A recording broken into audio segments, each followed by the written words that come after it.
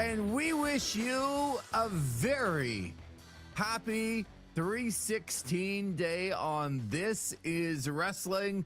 Lee Versage, Zach McGibbon with you, and AEW Revolution recap. A happy 316 to you, my friend Zach. This is the day before your big day on St. Patrick's Day, and I'm very, very happy for you that there's a day like 316 day before St. Patrick's Day. How are you?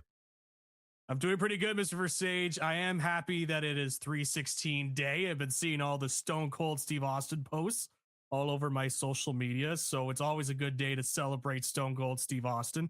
And, I take your St. Patrick's Day remarks and I say I'm not Hornswoggle. And so I don't understand why you would insinuate that I would be celebrating St. Patrick's Day any differently. I don't even know what you're implying right now, but I feel like you're a little sensitive to that. But I have a very, I think, excellent way to begin the program with an email. Okay.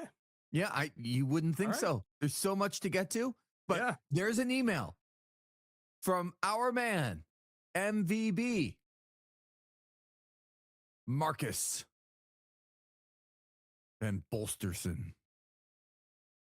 Right. And he says, give Zach a double bird, a hell yeah, and a virtual stunner. Stunner. Wow. And Marcus, MVB, your wish is my command. It was so good to stun Zach McGibbon right there. Wow. I am stunned. Not in the Stone Cold Stunner way, but certainly stunned in this digital way, I guess. This came out of nowhere for me. Digital stunner, double bird, and a hell yeah. As Marcus was wondering how I was celebrating 316 Day. And he said, well, at his age, which is exactly the same as my age, but I'm not going to give that away. There you go. He's going to make a Cadillac margarita. Ooh, all right. That he saw Steve Austin make when he first joined Instagram. So I think that's excellent. So before AEW Revolution, we are coming off of it last night. Not enough time to record because it ended at, I'm not sure what time it ended. It was just really late. It was 12:30 something for me, and I was like, I don't think we're recording. Unless you want late night Zach McGibbon, where I've got the toned down voice or whatever. And no, I don't need that. In fact, I need the opposite. But there was a group of us here. And you know what? I don't say this lightly, okay? Yep. And I won't say it very often. But you were missed here last night because the rest of the crew was here, and we're coming off different things on OSN, like This Is Overtime. Yep. What is OSN, you ask, if you listen to this? Well, maybe you should go to thisisosn.com and find out. I agree. You can also find This Is Wrestling there. So, but we had the whole crew here. Le Champion was here, taking all of his pokes at the AEW product. Tanner Ryle was here, fresh off a photo shoot for no reason. And Ben Soublier was here as the AEW super fan, and then got everything wrong last night. Basically started out like, those pretenders that get a bunch of stuff right at the beginning and say, I told you so, and blah, blah, blah. And then all of a sudden it's X towards the end. And I don't want to say who won, but you're looking at him, Zach, digitally. So nice. You were missed here because it was a hell of a card, and we're going to get into it. But I would be remiss. It is 316 Day. And if I said to you, Zach McGibbon, what is one of your kind of standout memories of Steve Austin, like not generally, specifically about something that you remember, something that was big to you. It doesn't have to be big to everybody, but for Steve Austin, this is his day. Yeah, I mean, in the case of Stone Cold Steve Austin, I didn't see him in his prime in the late 90s and early 2000s. A lot of what I saw with Steve Austin was well past his wrestling years. So this is just kind of going back into the vault and seeing all the clips that get played around. And the one that really kind of stuck out for me was the confrontation between he and Mike Tyson, because it just felt it's very tough, especially nowadays in pro wrestling, to have a wrestler go up against Mike Tyson and look legitimately tough against somebody like that. Mm-hmm. And I remember watching that, and this was before really I started to delve much deeper into the wrestling behind the scenes or whatnot, and just seeing this Stone Cold Steve Austin guy go up to Mike Tyson and be like, wow, this guy, like, he's a pro wrestler, but boy, I could also believe that he can stand up to Mike Tyson because he seems so sure of himself, as I'm learning into Stone Cold Steve Austin. So that one sticks out at me. Of course, the shoving match and JR's call of it still sticks out in my mind, and just all hell's breaking loose. Tyson and Austin, as they're all shoving each other. That's why I love pull apart brawls nowadays, Lee, because it reminds me of that initial pull apart brawl from Mike Tyson and Stone Cold Steve Austin.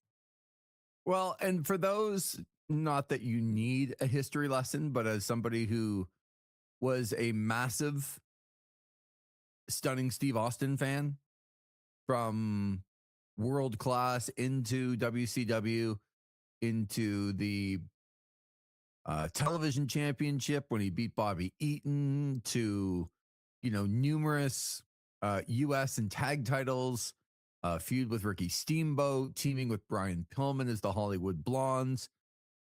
Steve Austin was like legit one of, if not my favorite wrestler in like 93 and 94.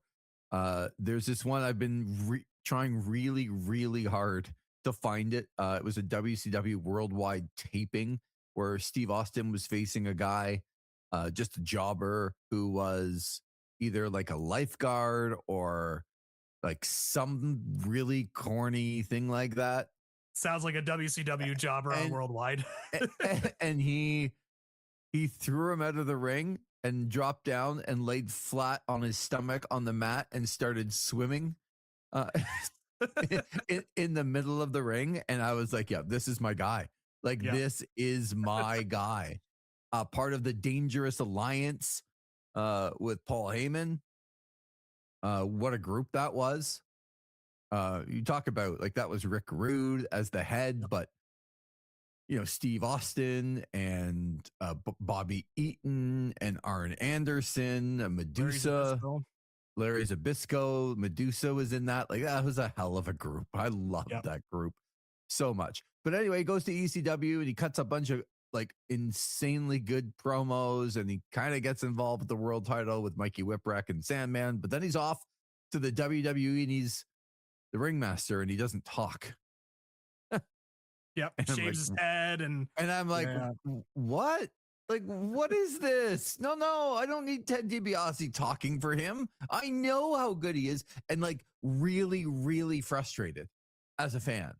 Yeah. And then summer of 96, King of the Ring, Steve Austin wins the King of the Ring tournament.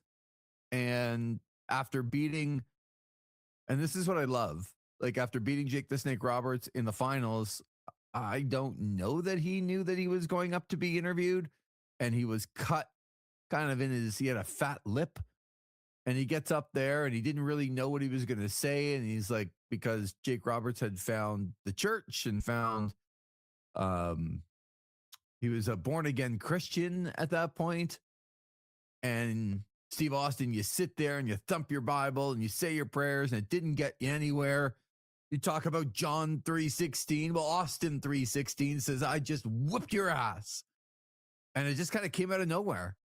And I remember watching the King of the Ring going, you know what? That was pretty cool.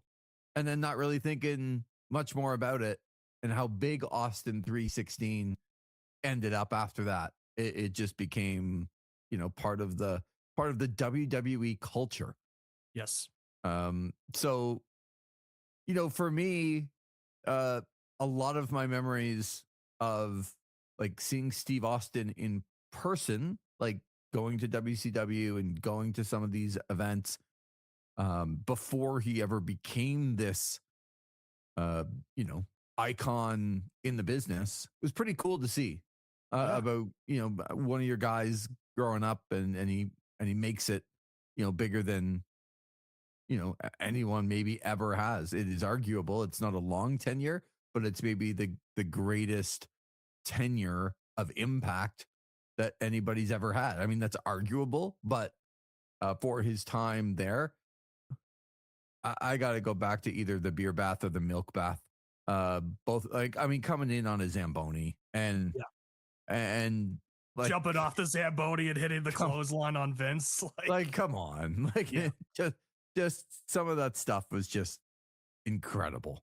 Yes. So happy 316 day to everybody listening. All right, AEW Revolution. I am fired up, Zach, and I'm going to lead into this. I am going to let you dictate how we go about talking about AEW Revolution.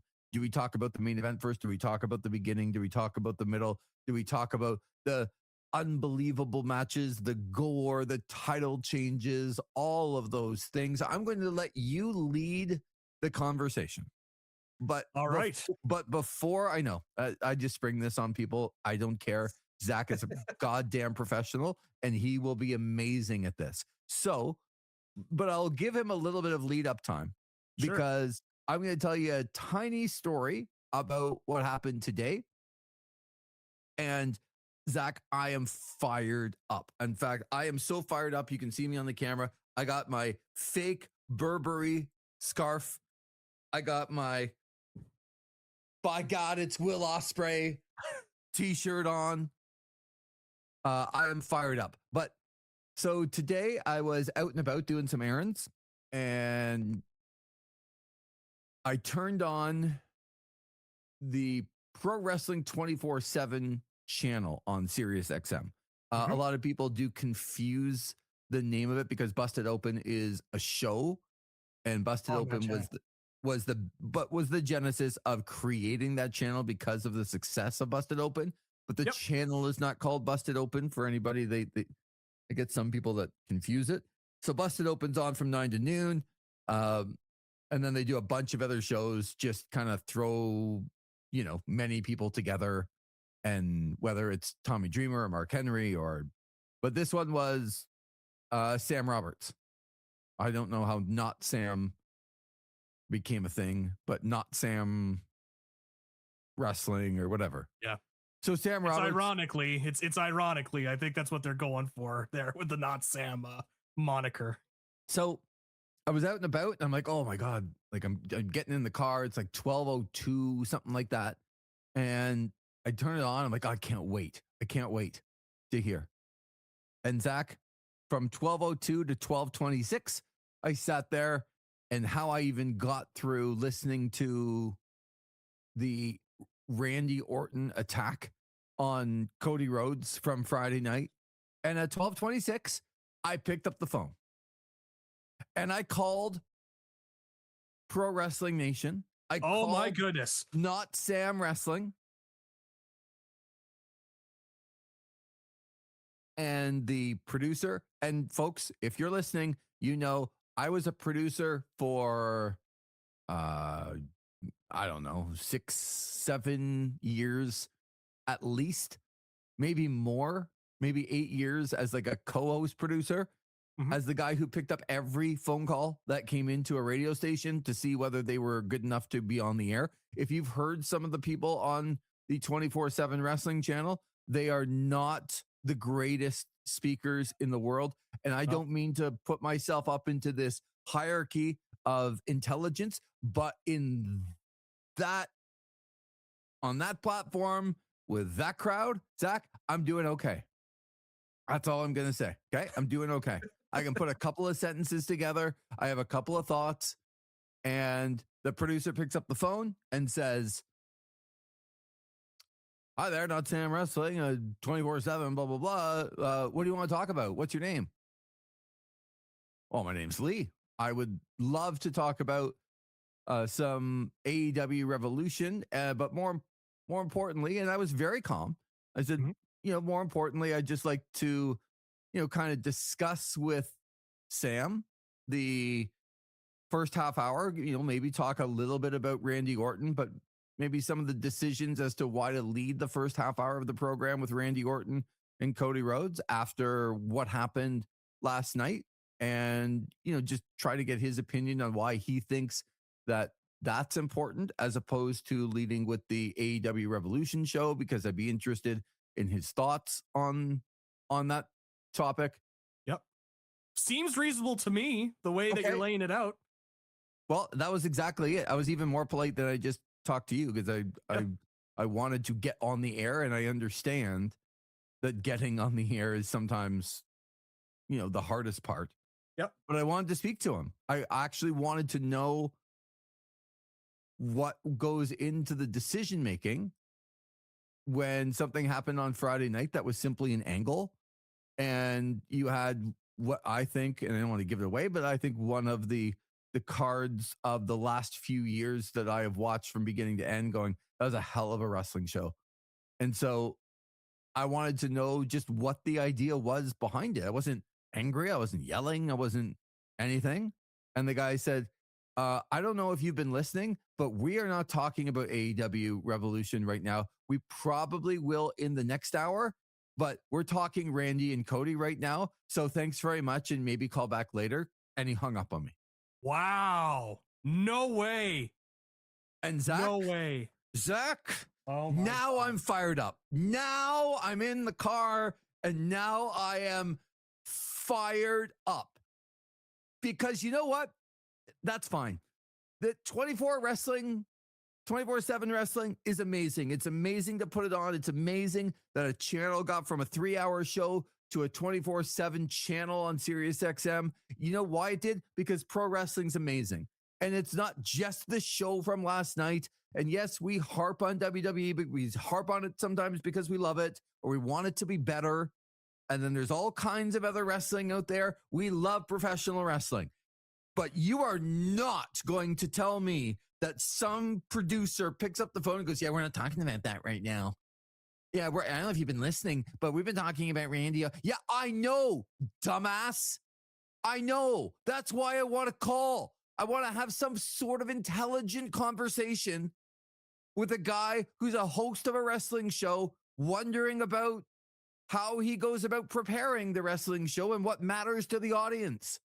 That's all. That's all. It wasn't like this big, I'm AEW and I'm going to crap on WWE.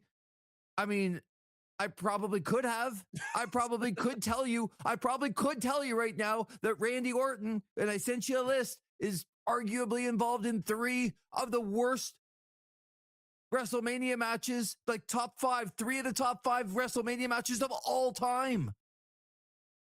And that's the guy in 2026 you're going into the main event. That was 15 years ago when he was the worst. Yes. Not yesterday. Considered prime Randy Orton. Yes. Anyway, so I am fired up. I want to use some of this energy towards the show last night. But Zach, the guy he just hung up on me. Wow. And I can tell you that I almost never hung up on people that weren't regulars that called in. Now, have I hung up on people as a producer? Yes, I have. But those are regulars that call in every day that you don't have time to talk to, and you tell them, I have to go. And they just keep talking and they just keep talking. And finally, you just have to go. Yep. But this was not one of these cases. I've never called before. Never. Wow. To this channel. Never. And you know what? You and I are going to do a better job anyway than those clowns talking about the WWE. And I know Zach's like, of course we are. But obviously. No, but these are people that work in the professional wrestling industry for a living. And you know what, Zach? Maybe you can take this tape and you can find a way that Sam can hear it. Because maybe Sam wouldn't have hung up on me. Maybe Sam would have had an intelligent discussion with me. I actually think he would have. Because I wasn't out to be pro AEW, bad WWE. I wasn't out. I was simply wondering about the mechanics of opening up a show coming off, 12 hours after, 11 and a half hours after one of the greatest cards we've seen from it. And he decided to start with an angle from Friday night. I just wanted to know. That's all. Holy cow, I'm fired up. Wow. I was fired up. It's the hanging up for me that just blows me away. Like, it'd be one thing if you had gotten into like a yelling argument or whatever. No. And then the fact that he would like just straight up, the way that you're describing it to me, like very cordial, just saying, hey, like, want to talk about AEW. It's not like it was the biggest thing to happen over the weekend. I'm sorry to all the WWE fans that might be listening, but the AEW Revolution pay-per-view in front of a sold-out Los Angeles crowd in one of the big cities in the United States. I'm sorry. That takes precedent over everything else. And Zach, having worked in radio and you have for a long time, I know how it goes. If somebody's going to call up and yell and argue with the producer, they're not getting on the air. Yep. I know that. Yep. And I almost wanted to, again, maybe I shouldn't say this, but the guy on the other line is now talking to me, who is having a very intelligent, worthwhile discussion, which sometimes, most times, even on the channel, doesn't happen. When you get guys, oh man, I thought Randy Orton was a good guy, and then Friday night when he did that to Cody, like those are the callers. So then I call up, and I'm like, I'm having an intelligent conversation with you. You're telling me I'm not good enough to go on your channel? That's I mean, it does validate to me because I've been saying it for a while. I've been telling you off air, and I'm usually somebody that's like, oh, I don't know. You know me. I'm usually, but Lee, oh my God, our wrestling podcast kills the wrestling podcast on that Pro Wrestling 24/7. Yeah. And again, that's my personal opinion, but boy, like what we bring to the table, I'm going to put ourselves over here. And I don't care who else has to listen to it. The fact we've been doing this for so long, and we are not afraid to go after not just WWE, but also AEW and talk about some of what's going on in professional wrestling. I mean, I feel like we do a pretty fine and dandy job. I think the listeners can attest to that, even if they disagree with us. The amount of times you mention MVP, how long has MVP been listening into the show? Forever. Gord St. Dennis has been listening forever. Postman Yan. I mean, we've got a whole bunch of listeners that have been listening since the beginning. I think there's a reason they've been listening for the beginning, because I think we do a pretty damn good job each and every week when we do this podcast. So the fact that they would hang up on you and just that, I do need to wonder why Revolution's in the lead. Like, it'd be one thing if, like, they're in second or third hour and, all right, but this is the first hour, hot off the presses, leading. Right. Revolution last night. Let's go through everything. Hangman is no longer can challenge for the AEW World Championship. Let's talk about it. That's like 2 hours of content right there. But no, you got to talk about Randy Orton turning heel and smashing Cody. And look, I thought the angle was great, but like there are things that are a priority right and now. That's all I wanted to discuss, like how to prioritize what's important at the time, because you're 12 hours out from one of the greatest cards that we've seen in a long time. And now you're going back to an angle on Friday night. You're not doing things in the now. You're not doing things like you can, if you want to talk about the angle with Cody Rhodes and Randy Orton, you talk about it like it happened Friday night. So you don't have to talk about it first thing off the hop on Monday. When something happened on Sunday night that was like just very large within the scale of professional wrestling. And I just wanted to understand the mechanics of it. That's all. And have a discussion with the professional. But I was hung up on. Anyway, I was hung up on by the producer. Again, not Sam Roberts. And I was not yelling at anybody. I'm yelling much more now than I was before. Yeah. Well, in the car, number one, here, number two. And then I wasn't yelling at all on the phone call. Yep. But anyway, so with that, Zach, I told you I'd give you a little bit of lead up time. Boy, you sure did. That's I did not know you tried to call into the Not Sam wrestling show or whatever it's called. Just I mean, that's 26 minutes of going over this angle. Like, yeah, guys, it's WrestleMania. You need a good guy. You need a bad guy. I gotta. That sounds just like bad radio too, in my personal opinion. But right. boy, And how I hung on. Maybe that's what I wanted validation for. Just hanging on through all of this. Yeah. Oh God. Anyway. That's just all right. AEW Revolution last night. Yeah. You know what? I'm fired up. I'm fired up hearing you get fired up. It's like, because you know what, Lee? You know what? I've had to sit through the last couple of months these WWE PLEs. We have not had an AEW pay-per-view since December of 2025. Yep. It is now March of 2026.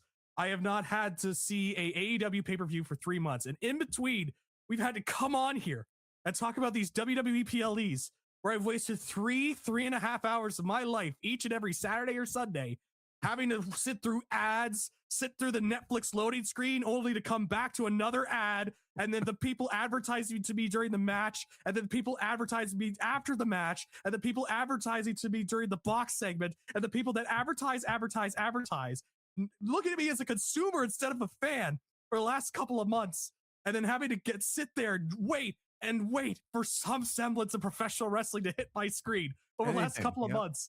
And so now, finally, the AEW pay-per-view hits, and it's first thing as we enter in, carry over from the pre-show, the final two people in the battle royal. It's pro wrestling right at the jump. And I'm like, I'm fired up.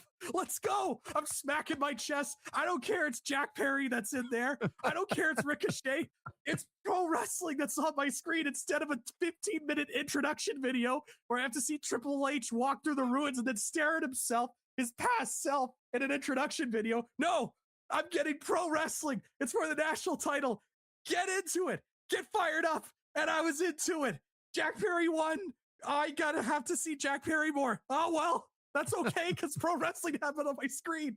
So for months, I've been having to deal with this. And then finally, the AEW pay-per-view arrived. And Lee, I have been rejuvenated. I feel so rejuvenated after watching this show last night. This opening stretch, I want to talk about the opening. We'll talk about the Hangman stuff because there's a lot to talk about. Mm-hmm. And one of the rare times I was correct in the main event. So I'm very happy about that as well. Mm-hmm. I'm fired up. But Lee, my God. The opening stretch of this revolution, I can't think of another pay-per-view that had such a better opening stretch of stuff happening, whether it be the pro wrestling or the angles and the one of the things that I so appreciated after months of having to sit there and watch 16 hours of ads on a WWE PLE just to be, inundated with an 8-minute match, an 8-minute subpar match. We got right into it with the pro wrestling. No waiting around. Maybe you got a little 1-minute video to kind of get you caught up, but boom, we're in. And the entrances don't take 5 minutes long to get to. We're in. It's pro wrestling, baby. Get into it. Get fired up. And so the first thing after the battle royal is we're getting FTR and the Young Bucks. Mm-hmm. Get into it. Get fired up. The tag team titles are on the line, and these two are going at it. And they're having an epic match. This is the best these two have faced off against each other in all their previous. This is their best match. I agree. And you're right into it. They were bleeding. They had the family come out. They could playing off of the previous angle, and they're all, trading their moves. And I was like, I've been waiting for this. This is what I've needed. I felt so rejuvenated after this. And so this opening match, my God, this was tremendous. What a way to kick off the card. You have the Young Bucks from the California area firmly establishing themselves as the baby faces here. They bring their family out. They're all doing the little pose, and the money comes out, and it's like, this is the Young Bucks not these CEOs or whatever, or the broke Young Bucks. I'm talking the actual Young Bucks that have come out and they are ready to go. They're trying to do this for their family, and FTR, who are on one of their best runs as a tag team as well, colliding here. And my man, Big Stoke, coming down in the wheelchair as well. I got to shout out my boy. He was tremendous in this match. He was so great. And, the spots in this were fantastic. And I thought the way that they were playing it up, I thought the little scene with Matt Jackson talking to his son and his son firing up to get back into the ring was great. I thought the exchange of moves, the avalanche, the finisher there for FTR, the shatter machine was great. Yeah. And I should have known. I mean, we should have known that Young Bucks were going to lose because they took out my boy Big Stoke in the wheelchair. Did nothing wrong. He's sitting on the outside. He's watching along with the match. And what do? They dive onto Big Stoke, an innocent bystander and all this. And I'm like, these guys, they got to lose here now. They can't be attacking innocent people in a wheelchair. Sure, Stoke might have gotten out of the wheelchair earlier to help out with a spot, but let's ignore that. The monitor went out for me personally, so I don't know. People kept talking about it. They go after Big Stoke, and then finally they come into the finish. And I was looking, though. I will say, I was like, I think FTR is going to win. Then they had the video, right? And I'm like, oh, geez, the Young Bucks are going to win this. Like, talk about a bad pick. They're in California. And then all the kids came out. I was like, oh, they're definitely going to win this now. And then he's talking to his kid on the outside. It's like, look, I get it. They're going to win this. Like, stop, like, rubbing it into my face. But Lee, FTR won. And I was like, oh, finally something went my way when it comes to picks. And something, finally. So FTR wins the match in what was a tremendous opening match. And it kicked off one of the best opening stretches to a pay-per-view I think I've ever seen in professional wrestling. I'm not even, no hyperbole. Like, I'm trying to think of other pay-per-views that had such a hot start than this pay-per-view. So a bunch of false finishes in this where, they had me a couple of times thinking, okay, well, that's it. And that's it. And then it wasn't. But then the last time that they got me on the Young Bucks, I was like, oh, they're losing. They're losing. And good for them. They're going to bring out their family and their wives, and they're going to be a great moment here in their home state of California. They're going to bleed, and they're going to do all, and they're going to lose. But that's how you do it. Yep. You go out and you kick some ass, and you put on a show at the beginning of a card, and which they did. As you said, I don't remember a Bucks FTR match that was this good.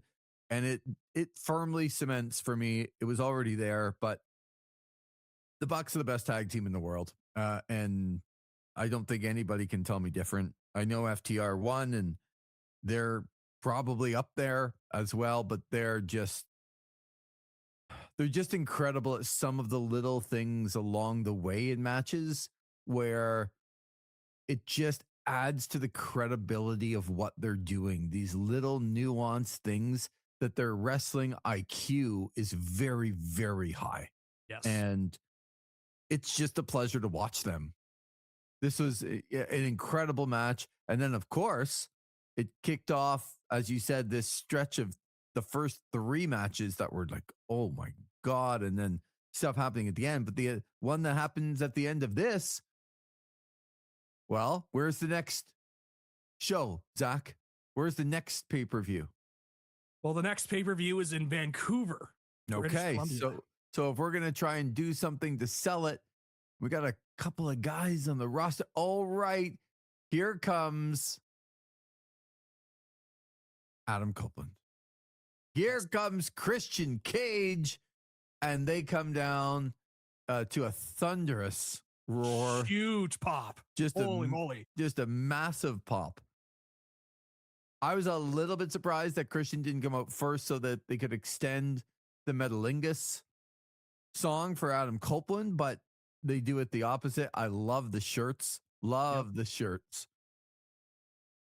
That's Cope and Cage, but then Cope's crossed out and Cage is at the top. And it's like, God, Christian is great. I know. He's so great. He's so great. And so they come out, but then the Young Bucks do get back in the ring, and they kind of look like they might still be involved in the tag titles, and all of it was just brilliant. Like, from beginning to end, this one was, I'm like, well, they've started off so strong that it's, going to be difficult to follow. Little did we know. However, but yes, what a start. Like, I'm not going to sit here and tell you I'm the biggest, Adam Copeland guy. I am a big Christian Cage guy. I think he's just tremendous. But boy, the pop that came out, them returns, like, all right, reestablishing the FTR program, but then also doing the tease with the Bucks. And I'm like, if there's any tag team that's going to get the best out of this version of Adam Copeland and this version of Christian Cage, who are already solid enough. If Christian Cage, I would argue, is better at this stage than Adam Copeland, but if there's anybody that can get them to that next level, it's the Bucks. And we saw with FTR, they could also go out there and have a very good match with FTR as well. We saw it at All Out when we went to the show there. So the fact that this is the tag team title program now where all three are aligned, it's like, oh, like you have your established AEW tag teams as well. You've got your tag team in Edge and Christian, who are, you know, in the eyes of many fans, are your Hall of Famers. You know, they are a legendary tag team. When you think of Adam Copeland, you think of Christian Cage. When you think of Edge, you think of Christian. So, man, I thought that was a great way to start off the pay-per-view, from the match to the post-match to the way that they built up the match. I also loved too that the Bucks were in Lakers gear and the FTR was in Boston Celtics 1980s gear. Yeah, I was like, oh, like this is the stuff I get behind. I'm the like, little touches. Yes, it's just the little touches that make me feel they reward me for following along. Yeah, that's all I ask. They're not insulting your intelligence. They're actually doing something to go, hey, if you've been following along, we got you. Yeah, not like what Bruce Pritchard said on Unreal, where it's like, oh, well, we made sure that Naomi lost in the match before so that people thought she wasn't going to cash in later on the same show, doing the same angle they've been doing for years upon years upon years. But sitting there's like, oh, we're just so smart. We just think 10 steps ahead. Like this is what I'm looking for from professional wrestling. So I thought this was just a great way to start off the show. And I'm like what you said, as I saw the graphic for Tony Storm and Marina Shafir. It's like, well, you need to have a little bit of a come down, so that's okay. Yeah. I was looking at Marina Shafir. I was like, look, good for her. I think she's stepped up in the last little bit, especially character wise, and has found her role. And I'm like, good for her. She's found her role. She's being rewarded with a pay-per-view match against Tony Storm. But I'm also like, I've seen Marina Shafir wrestle before. I'm not exactly setting a high bar for this match. But boy, and again, this was not exactly, you know, Jaguar Yokota and Devil Masami out there, but it was still like a very solid. It was better than what I thought it was going to be, Lever Sage. So, and you're right, it wasn't like this crazy great match, but the one thing I will give Marina Shafir, from the moment that she got into the ring until the end, she is so much more legitimate as the way that she comes across. Like when how do I say this? So you and I have talked about the women's wrestling in AEW, and I watch it sometimes and I go, it's just a bunch of girls memorizing spots. Yes. Like it's spot fest, right? Like we got to do this and this is choreographed and this is choreographed. And like, we understand that wrestling's choreographed, but we don't need it thrown in our face that you've rehearsed this like a million times. And it just doesn't come across to me. And I'm not trying to completely generalize, but most of the women don't come across to me as legitimate when they get in there. Like they're just real wrestlers instead of memorizing their spots. I didn't feel like that at all with Marina Shafir. Like from her kicks to some of the things that she did, she wasn't clunky. Again, she's not the greatest wrestler in the world, but I was watching that match going, she's legitimate. Like I believe when she's in the ring, and I don't believe many of the women that are in the ring, but I believe her. And that's the part. So I will, before you continue. Yep. I know that. Okay. I got a super fan. Oh boy. Called the end of this match about 5 minutes before and said, well, she's going to put her in mother's milk and she's going to bite her breast. And that's how she's going to get out of it. And we all kind of, yeah, okay. That's very funny. They're super fan. And then it happened. Yeah. And so, you know, he got on a roll early, but I can tell you it petered out. But he did. You got to have your high spots every once in a while, even when you have your low moments. So, however, so the match ends, and then what, Zach? I was surprised when I saw this person come out at the end of the match. I was not expecting Ronda Rousey to come out. And as Tony Storm's coming up the ramp, Ronda Rousey comes out and just kind of like points to her and tells her to come back into the ring. They have this stare down. I was like, wow, like any other time bringing in Ronda Rousey, it would be like, oh, Ronda Rousey's kind of coming in. Okay. Like, not who I would have hired. But in this scenario, with what we know, with her coming back to face off against Gina Carano and the Netflix Battle MVP promotions, putting together that MMA card, this is kind of her return back into the spotlight. And so there's a lot of talk. It's like, wow, they got Ronda Rousey here to come in. And it's like all of a sudden, it's like, and they have her facing off against Tony Storm, who's their top women's star. Like, that to me came across as like, we're here to make a statement.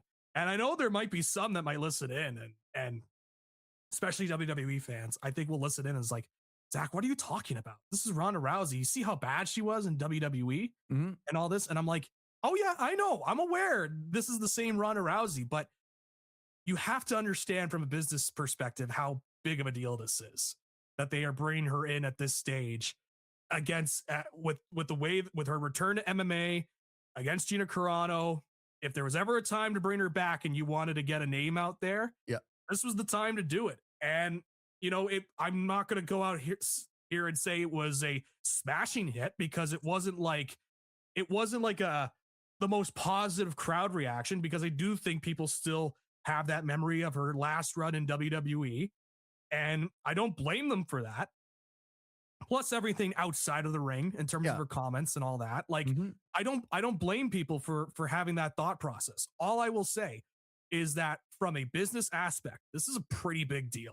And this is Tony Khan making a big play to bring her in and trying to capitalize on this hype and trying to grow the company, right? And sometimes you got to make moves that, here's the thing. If for all the talk about the merger between Paramount, right, and Warner Brothers Discovery, you don't think a TV executive, if Tony Khan came up and they're trying to negotiate a new TV deal, Tony Khan goes up and is like, oh, by the way, Ronda Rousey was on our programming. You don't think that means something to those TV executives? Of course it does. It makes sense from a business standpoint. I'm not saying you got to like it in terms of her, but. And just to further your point, if they were ever going to do it, now is the best possible time to do that. Number two, you're hooking her up with somebody in Marina Shafir who she has come up in the MMA world with. And what it does, it gives an incredible rub to Marina Shafir that Marina Shafir should be looked at even more. And I think you saw that as the pull apart happened and all of a sudden Tony Storm was kind of sitting up on the top rope. Marina Shafir kind of snuck through everyone while everyone was paying attention to Ronda Rousey and clocked her.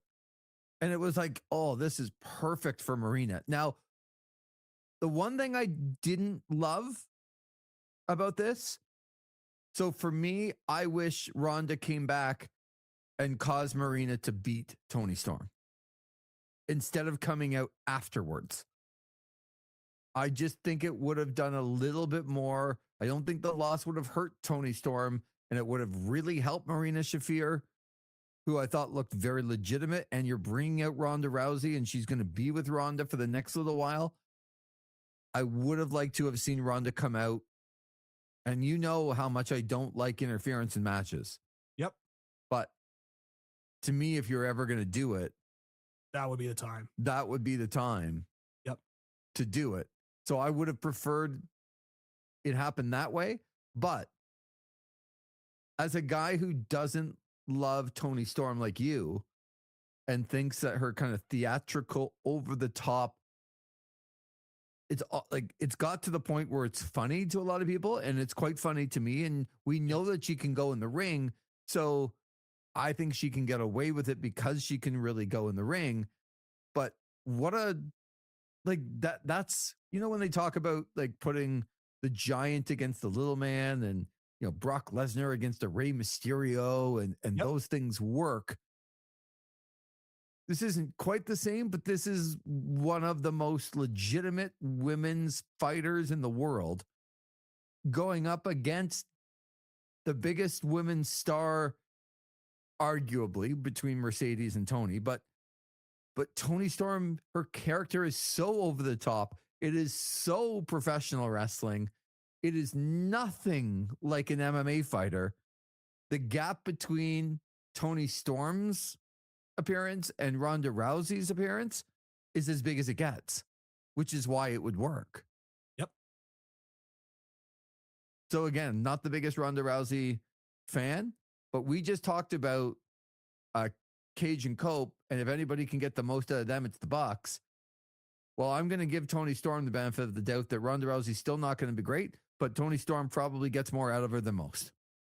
And if you take Ronda Rousey at her word in terms of, she felt that she just didn't like her experience in WWE at the end, and just, you could see in her work at the end, she was just unmotivated to be there, and her matches stunk. I still recall her match with Shayna Baszler, and I'm a Shayna Baszler fan, but those two had a really bad match in Rousey's final match with WWE at that SummerSlam show.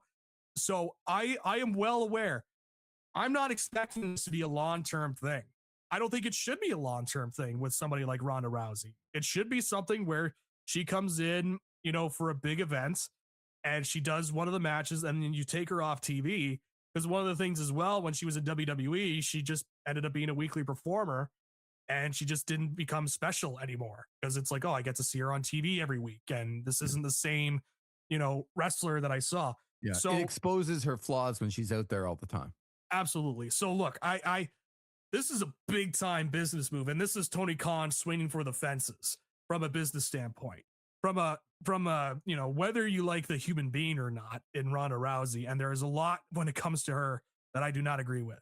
But I all I can really say is that there's a lot of people in the pro wrestling business that I think, I don't want to say share the same values, but like it's she's expressed it more than other pro wrestlers, and it's I'm trying not to tangle myself into a web here, but essentially I look at these people as entertainers, and not like I know these people.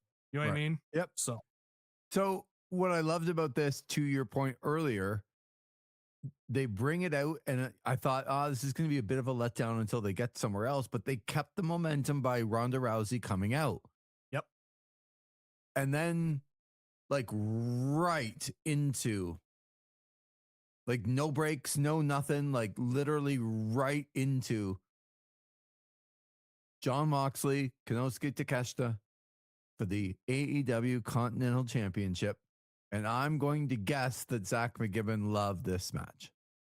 Lee, I loved this match. Yeah. This was awesome.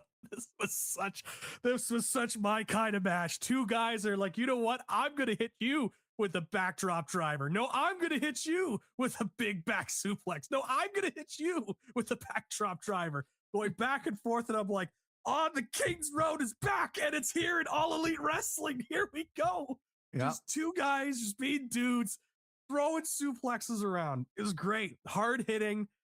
I was a little nervous coming into this one because the last couple of matches, while not bad, I'm like, I feel like with the caliber of these two wrestlers, they could reach a peak that's higher than what we saw on TV. Boy, did they reach that peak. I thought this was awesome. I love this match so much. It's just finding within. It's two guys hitting hard. You could take your little box with Danhausen in it, and you can keep it on the other program. This is what I want. Yeah. Why can't we have more? Tell me why we can't have more of this. Tell me. This rocks. Why can't we have more matches like this? Well, and to know how good it was, it's the third match, and you've already had Cope and Christian come out and Ronda Rousey. Yeah. And you're kind of waiting for the card to have a little bit of a lull. And instead of a lull, like, it's just getting better. And this match is, the crowd's up on their feet, and, they're not that it's a new chant, but fight forever and all that stuff. Yep. But because it was very genuine, it was like, I love these guys and I want them to fight forever. Like that's the true, when I heard that, I'm like, yes, that's how I'm feeling watching this match. It's like, you kind of don't want it to end. And then I thought there was some great false finishes in this one Yes, as well. absolutely. The kick out from John Moxley on Raging Fire, and them explaining that nobody has ever kicked out of Raging Fire before.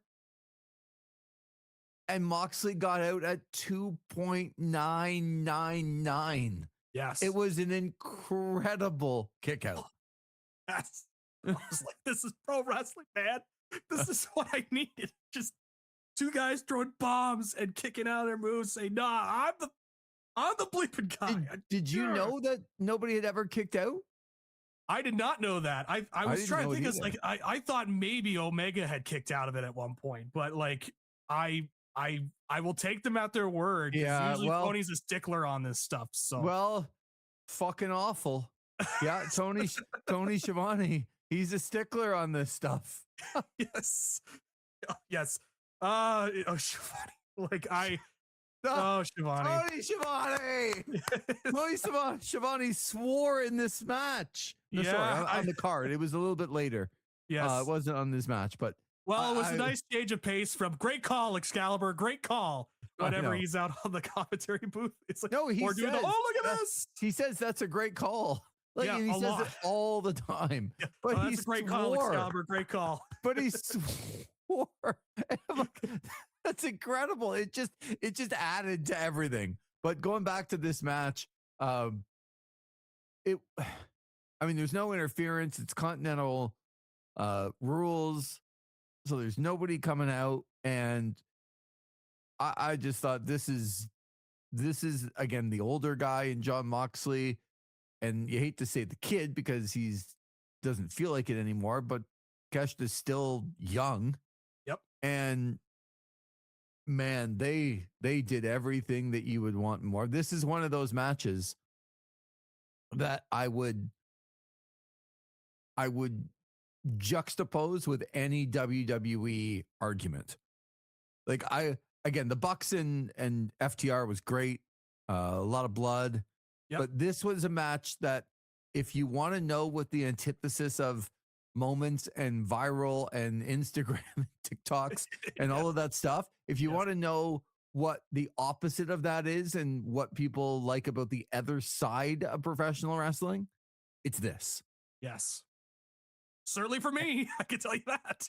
Well, no, I think for most, because it had everything. Nobody in our group had Takeshita winning, and it didn't take away from the end when he didn't win.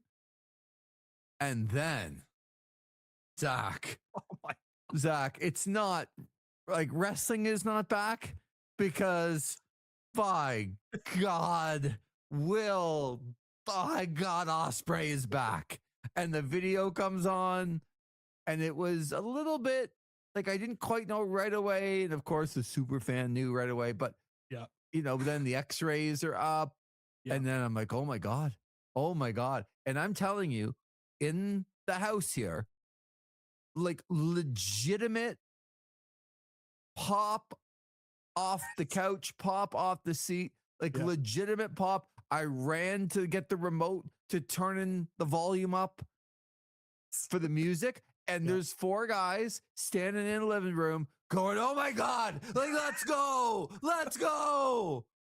And it was, and Ospreay the amount of back. times I've heard from this group, from you, Lee Versage, from Tanner, the same text, pro wrestling is back.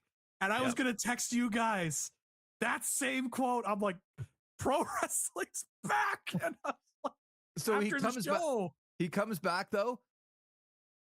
And he looks like a star. Yes. Even if you didn't know, and you're a new AEW fan, and you didn't know who Will Ospreay was, the presentation, him coming out, the music, the excitement, the pop, and the roar of the crowd coming out, and just some incredible athleticism.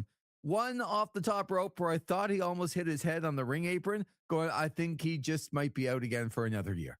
Like, but this guy had spinal fusion surgery in September, and he is back in the middle of March. And I could not be happier.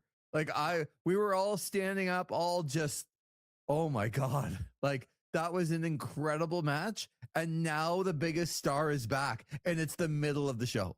Yes. And he's going after the Death Riders that took him out of commission so that they could do so they tied it with the previous storyline. And I'm like, there's people out there, Lee, that think Tony Khan doesn't know how to book. And he's playing this out. And I'm like, this is so smart. And it was hilarious because I'm like, Will Ospreay, big star, also kind of dumb because he also almost hit his head on the apron. Yes. And I was like, oh no, please don't. I know. I was thinking back to a guy we'll talk about later in Bandito. I was thinking back when he was faced off against Jericho. He made his big return. Yeah. He runs in and then immediately injures himself. I think got a concussion and had to be out again after just coming back from injuries. I'm like, please, Will, please don't hurt yourself. But this was so good. Him going after the Death Riders makes a whole bunch of sense. And I'm seeing this like big star returning and I'm like, oh my God, we are 3 matches in and we've got Edge and Christian returning, Adam Copeland and Christian Cage. You have a Ronda Rousey debut and you have Will Ospreay coming in. On top of that, 2 of the 3 matches are like legit elite next level. I was like, oh my God, what? This is an unbelievable opening. I couldn't believe what I was like you guys. I was out of my chair. I'm fist pumping. I'm like, let's go. This is pro wrestling, baby. This is why I go on here each and every week and I talk about this, because of moments like this. These are the moments I strive for. Oh, it was so good. I have nothing to add to that. I was just so excited to, first of all, have him back. And they did it perfectly because it didn't take away from how great the match was in any way, shape, or form. It was an awesome match. Then Ospreay comes back. He looks like a goddamn star. Like he just looked incredible. And the crowd, they were so excited. So as you said, we're probably, I don't know the time on this, but at least an hour in at that point. I was going to say hour 15 in. And like this show has not slowed down at all. It has only increased and gone upwards. So then we get to, and I'm going to talk in a little bit of generalities about this. Sure. The Babes of Wrath against, I didn't know that their name was Divine Dominion, but I come to find that out. But that's Megan Bayne and Lena Cross. So I'm just going to talk about it from, like, first of all, Lena Cross is absolutely the right person to be with Megan Bayne. Yes. Like, agreed. And again, I don't want to crap on Penelope Ford but I'm just going to say that now that Lena Cross is here, she's the right person to be with her. And I'm sorry, Penelope Ford has got hurt a couple of times and they haven't quite found yet, but now they have. Like, they look very, very legitimate. And I'll just talk about this because I do complain all the time about how the WWE it's the same formula over and over again, that they will go and have their Friday night SmackDown show in the same venue, in the same city, that they'll have the PLE the next night. And sometimes that's overseas and it has to happen. But what they'll do to pop the crowd is they'll change secondary, tertiary titles for the sake of getting a pop, for the sake of, and that's not how you use those championships, in my opinion. You use those championships as a way of like accentuating. You don't put them, like, you don't ignore them for 95% of the time and then use them in the 5% to get a pop, to give the crowd who's gone to your secondary show because your big show's the next night. So you want to give something to the secondary crowd. So the belts that you've ignored for 95% of your time is now the 5% you're going to give to the audience. And they're going to feel like, oh my God, we got new women's tag champs or whatever, new women's intercontinental champion. Like, who cares? And this is not a, like, I don't care, to be quite honest, about the Babes of Wrath or Divine Dominion. I think Lena Cross looks like a star beside Megan Bayne. And I think they're absolutely the right combination. They won the title. And I'll just say, I loved how short it was. I loved how they got Lena Cross in and they made her look really good. But to me, in the big picture, this is where you expected, finally, after this amazing, incredible start, there was going to be a lull in your show. It's a freaking 5-hour show, pretty much. Yes. Like, there's going to be lulls. I'm not even including, and I didn't watch the 0 hour, and I didn't see Costco guy again, which is good. I didn't see. You didn't Nope, see, you didn't nope, go out to see nope. Costco. You didn't want to see him bring the boom. I will Nope. say though, it was great to see Shane Taylor just shove aside the Rizzler. I was like, I'm so done with the Rizzler. Like, oh yeah, look at him do this Rizzling thing Okay, again. so I didn't see any of that, and it's still a long and show. Wayne Brady, by the way, showed up. Yeah. Of like, of all people, I had the same reaction like the people at the club in the Chappelle show when Wayne Brady comes in the car. It's like, oh, it's Wayne Brady. Like, it's like, okay, all right, and he's getting at an angle. All right, but my whole point here, Zach, and you can talk about it for as long or as little as you want, but sure, this is how you use these kinds of titles. Just try to do a little bit to keep the momentum going. We know that this probably isn't going to be a great match. Willow did defend the TBS title on 0 hour, and she had to go back in and do it again. You could see it coming, that she was a little worn down, that she was going to take the pin. They were going to lose the championships. But I didn't love the match, but I took two things away from it: that Lena Cross looked like a star and the right person to be with Megan Bayne.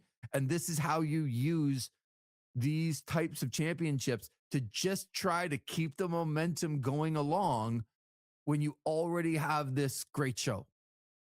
And I thought they were able to do that with a short title change here that people didn't have to invest a ton of time into. They watch, oh my God, okay, we got new champions. Okay, what's next? It just continued the momentum along for me.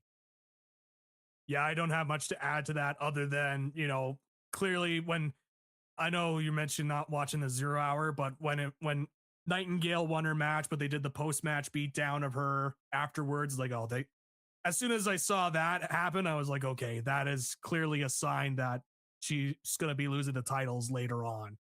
So yeah, it was short. It's to the point. I don't have much else to say. Sometimes you need matches that kind of carry you through. And this was one of those. And I am glad that the belts are off Willow Nightingale and Harley Cameron. I think it's safe to say with Harley Cameron, she's kind of a comedy character at this point. I don't really see what the upward trajectory is with her now at this stage in terms of her in-ring. Willow Nightingale's a great wrestler. I really like her. Keep her in the singles side and keep her, defending that TBS championship. Mm-hmm. So keep it separate. Let the Divine Dominion do their thing. I am looking forward to seeing them eventually face off against the Brawling Birds, which is a real name, I have to say. And so I'm in. I'm ready to go. And this carried over into the next match. And the next match, Swerve Strickland and Brody King. Doc, I was worried. I was a little bit worried for these two going into it because it had been such a good show so far. Yes. And it's not to say that they couldn't do it, but to me, this is where you have real superstars that can take times where they're not the opener and they're not the main event. It's like we talk all the time.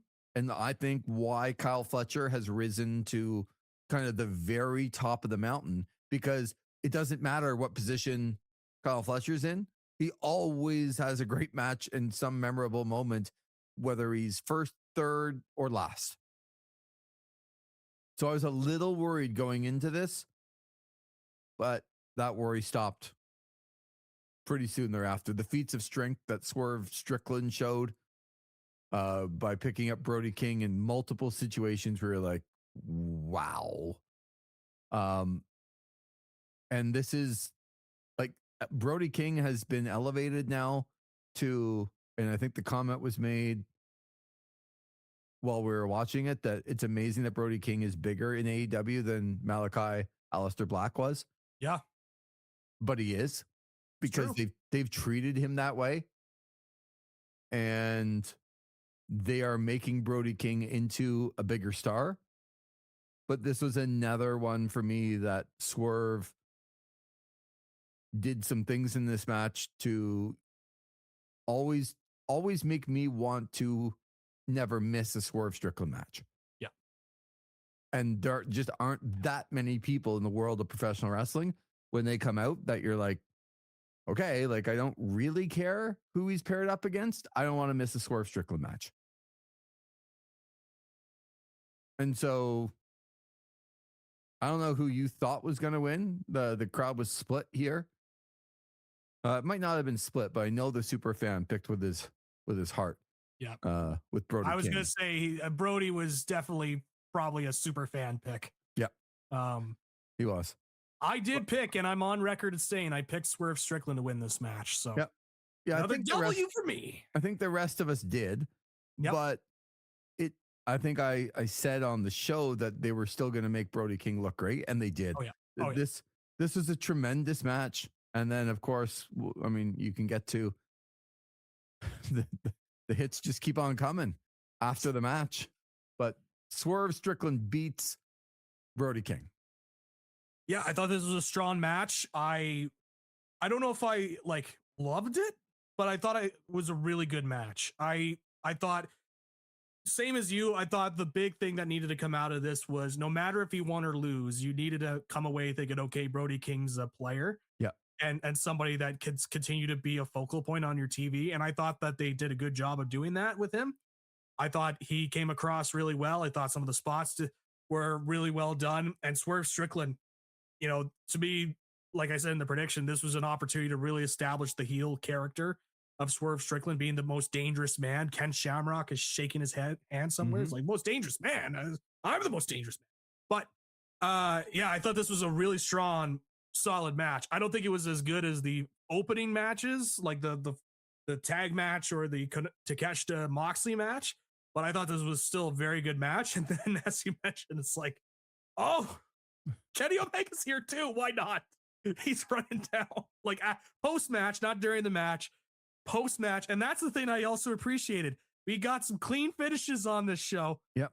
Not all of them. We'll talk about with one of the matches, but majority clean finishes. And again, Kenny Omega came out. It's like, oh, I guess he is going to be here for the pay-per-view, because there was a lot of talk about them doing Swerve, and imagine on this pay-per-view, Swerve Strickland and Kenny Omega after what we saw. But it looks like that program is going to continue between Omega and Swerve, which I think is good. I will say the gravy train will end in terms of my positivity, because I do have some nitpicks I want to put across. And this is a case of road agents not talking to each other. Please don't mention the biting. It was not the biting. It was okay, because they did. We have one person in the group that shall remain nameless, former Le Champion, that just I don't like the biting. I don't like the biting. And then there was biting in like every match, and then he had to point it out. He had to point it out in every match, and I was very thankful that one of the matches he went to the bathroom and the biting. Because it happened in every match, the biting happened while he was in the bathroom, and we all discussed, like, we're not telling him. We're not bringing it up. No, we're not. Good call. Good call. No, it's not that.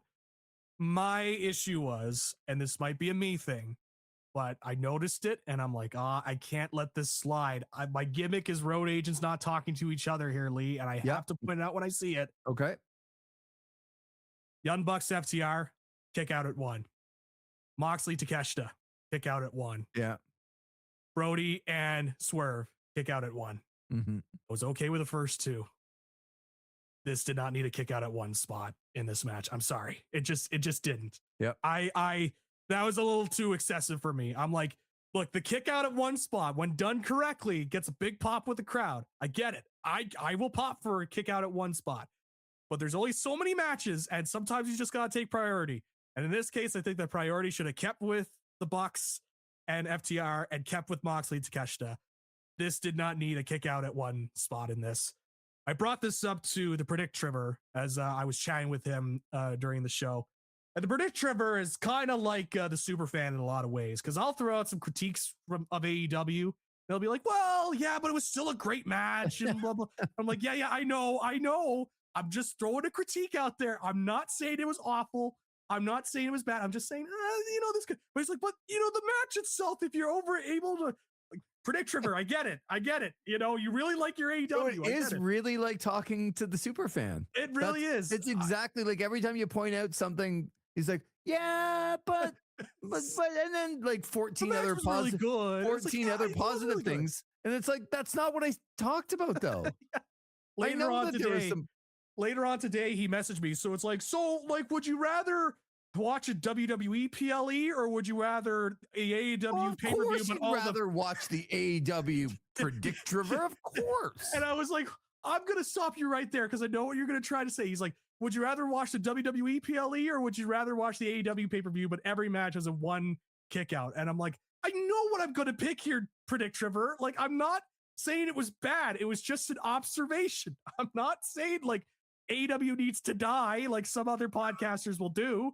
I'm just saying I noticed it as like, maybe we could stretch this out a little bit. I can pass it for the first 2, but 3 times, that's your magic number that's out. So I have to call out the Predict Trevor on that one because it really was like talking with the super fan sometimes where you're like, but the match itself is good. I feel like that's a fair critique. Now, the only argument I would give back to you would be that I think to make Brody King look really strong because he got out of the chain and broke the chain on Dynamite, I probably would tell you that the Bucks and FTR didn't need it.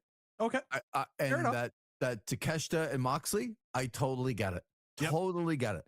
And there is something in me that says to make Brody King look like that monster, I want him to look like the monster more than I need it from the Bucks and FTR. That would be my only, but to your point, does not need to happen 3 times in the first 5 matches. Yes. And I don't care how much you like AEW, it shouldn't happen. I think that's a fair and honest critique. Yes. So I understand AEW fans, they do get attacked a lot because they're very dedicated fan base, but it's okay to point out some stuff in between. I'm not going out there and saying, oh, kicked out at 1, this company deserves to die, and they're all a bunch of spot monkeys. And like, I'm not doing that shtick. All right. Yeah. Go listen to the other podcasts if you want that shtick. Okay. I'm just telling you what I saw, and I'm relaying the information to the listeners because I want to come off as an honest and fair human being on this review. Which I think you're doing. I think it's fair. And I thought it was a solid match. Kenny Omega came back. I was happy about it. Yeah, let's get to Kenny Omega and let's get to the pat on the back because who is the guy, Zach? Rather than the super fan, Sublier, rather than the Predict Trevor, who is the guy that kept telling you, I don't know that Kenny Omega is just over in Japan. He can get back.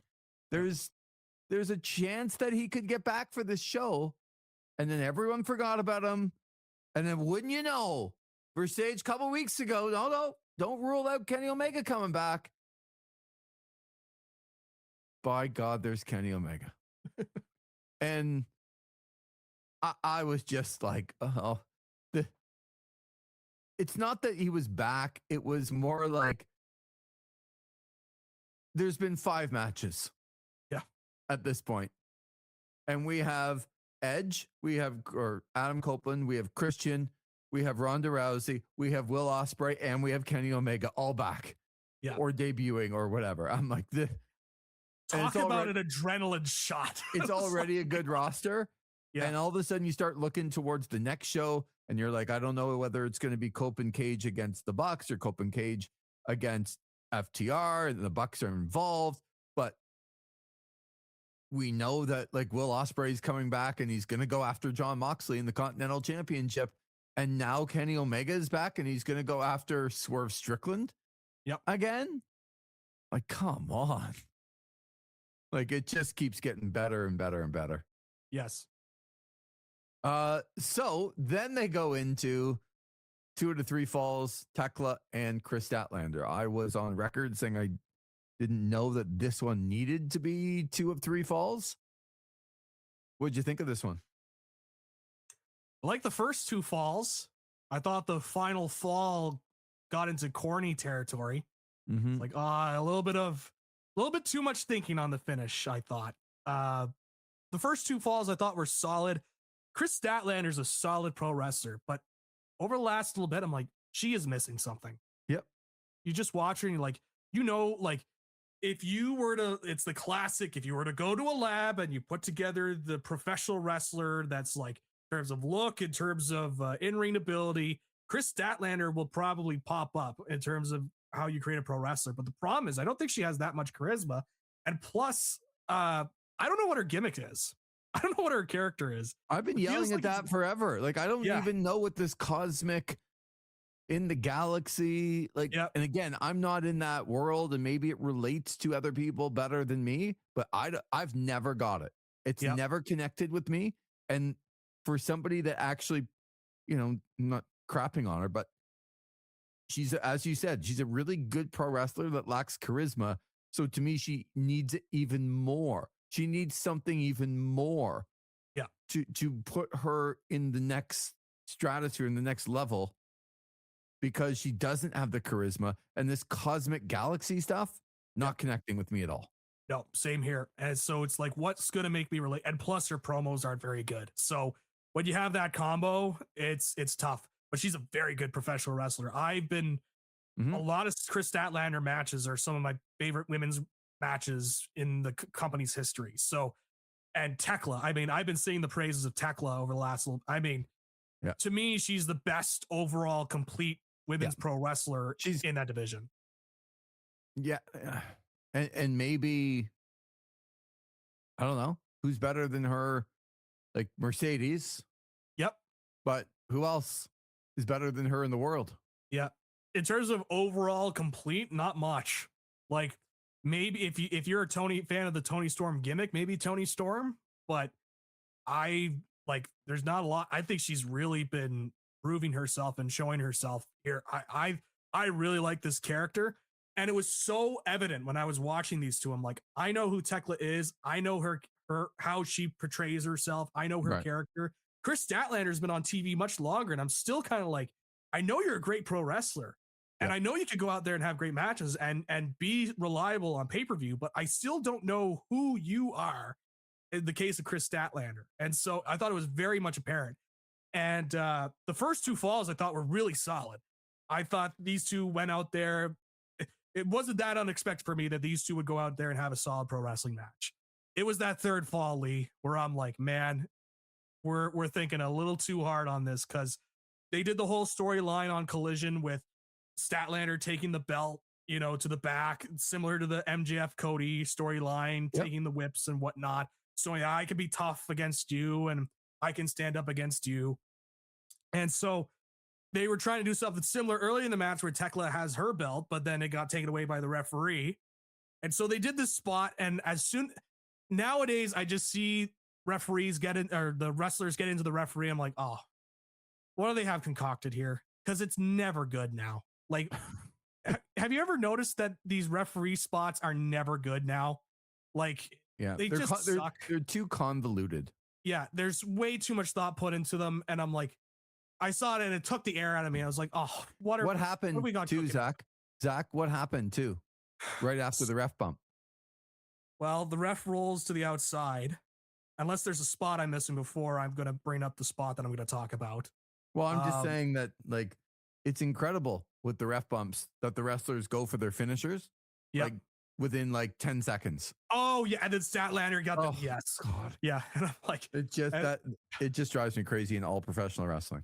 Yes. If only there was a team that was creative, full of creatives, and like a creative team that can like come up with these ideas that are But something like even different. for the wrestlers themselves, I would go into the meetings and go, I'm not doing that because it makes you look like a dummy. Yeah. Like your wrestling IQ is nil. Hey, the referee is now not available. I'm going to hit my finisher right now and I'm going to win the match. Yeah. Watching the referee not be there. It just makes you look like an idiot. Yeah, but they want that visual pinfall. It's like, oh, Statlander could have beat her if the referee was awake. And I'm So like, what were you we've going to seen this talk about? 1,000 times. I was gonna say with Tekla coming to the outside, so the ref rolls to the outside and he's like out cold, right? Because he's always out cold. And she goes over and like grabs the referee's belt buckle and starts taking the belt off of the referee. That like, and she's like tugging away. The referee's like going going to the like popping up with it. I'm like, is that not waking you up? Like, is that not like, you know, somebody's tugging at my belt? This seems a little odd. You know, but I guess it's just the shot that he took was just out cold. Yeah, you're so hurt that you wouldn't notice that. It's so he's getting like he's getting these convulsions or whatever, and then he just like they grab the belt, and then she comes in and they try to do the spot, but then there's like a schmoz, and then Statlander gets the belt after a little bit.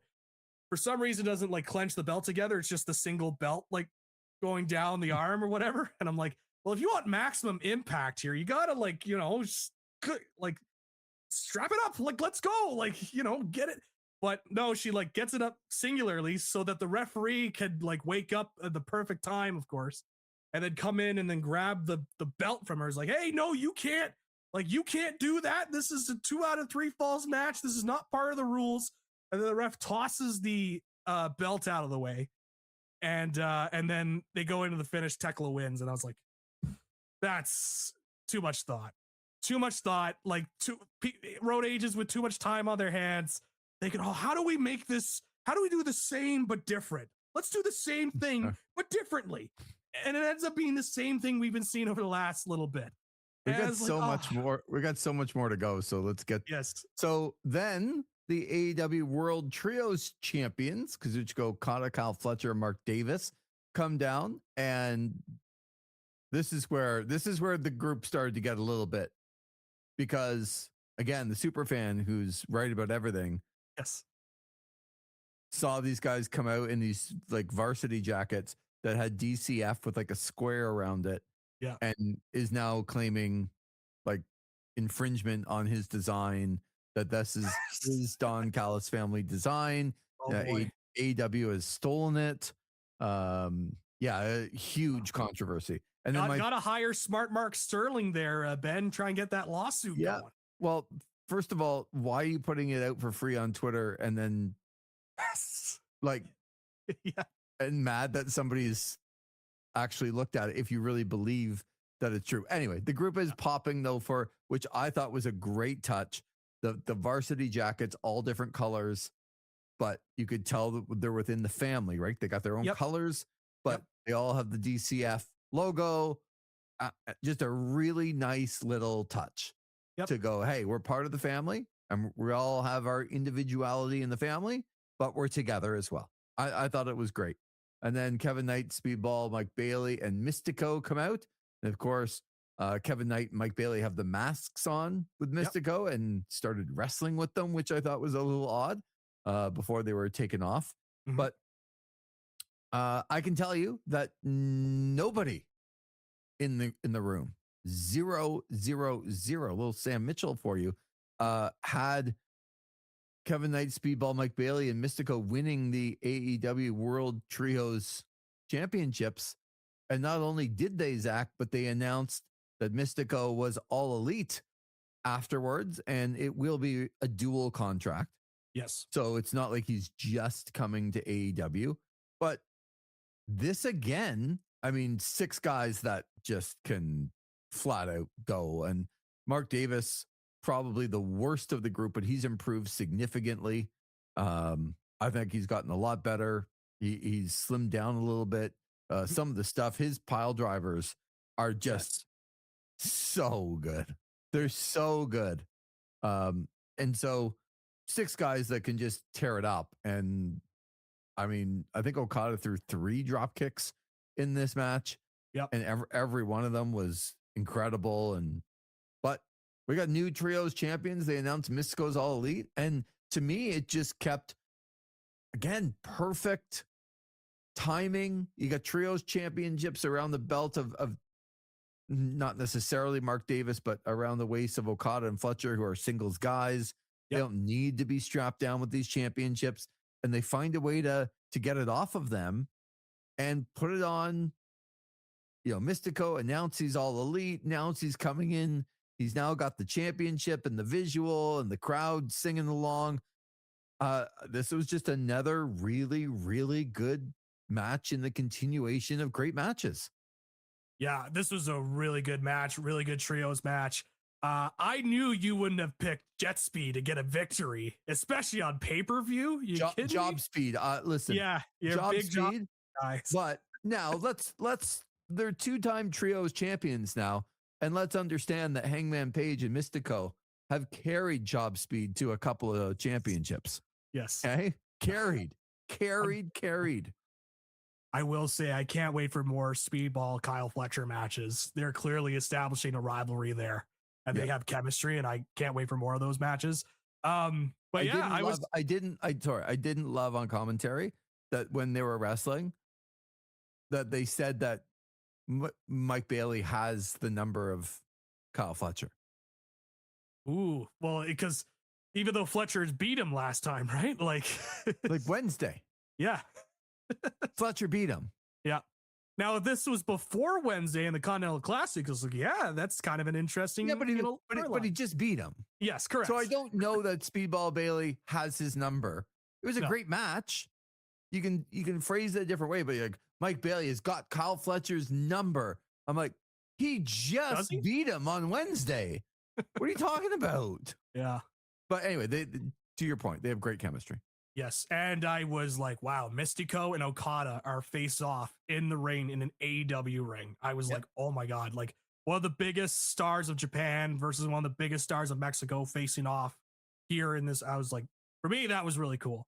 I got the congratulations text from Tanner Ryle saying congrats on Sin Cara signing with AEW. And I was like, come on, man, stop. Yeah, this. He was riding you like you were here.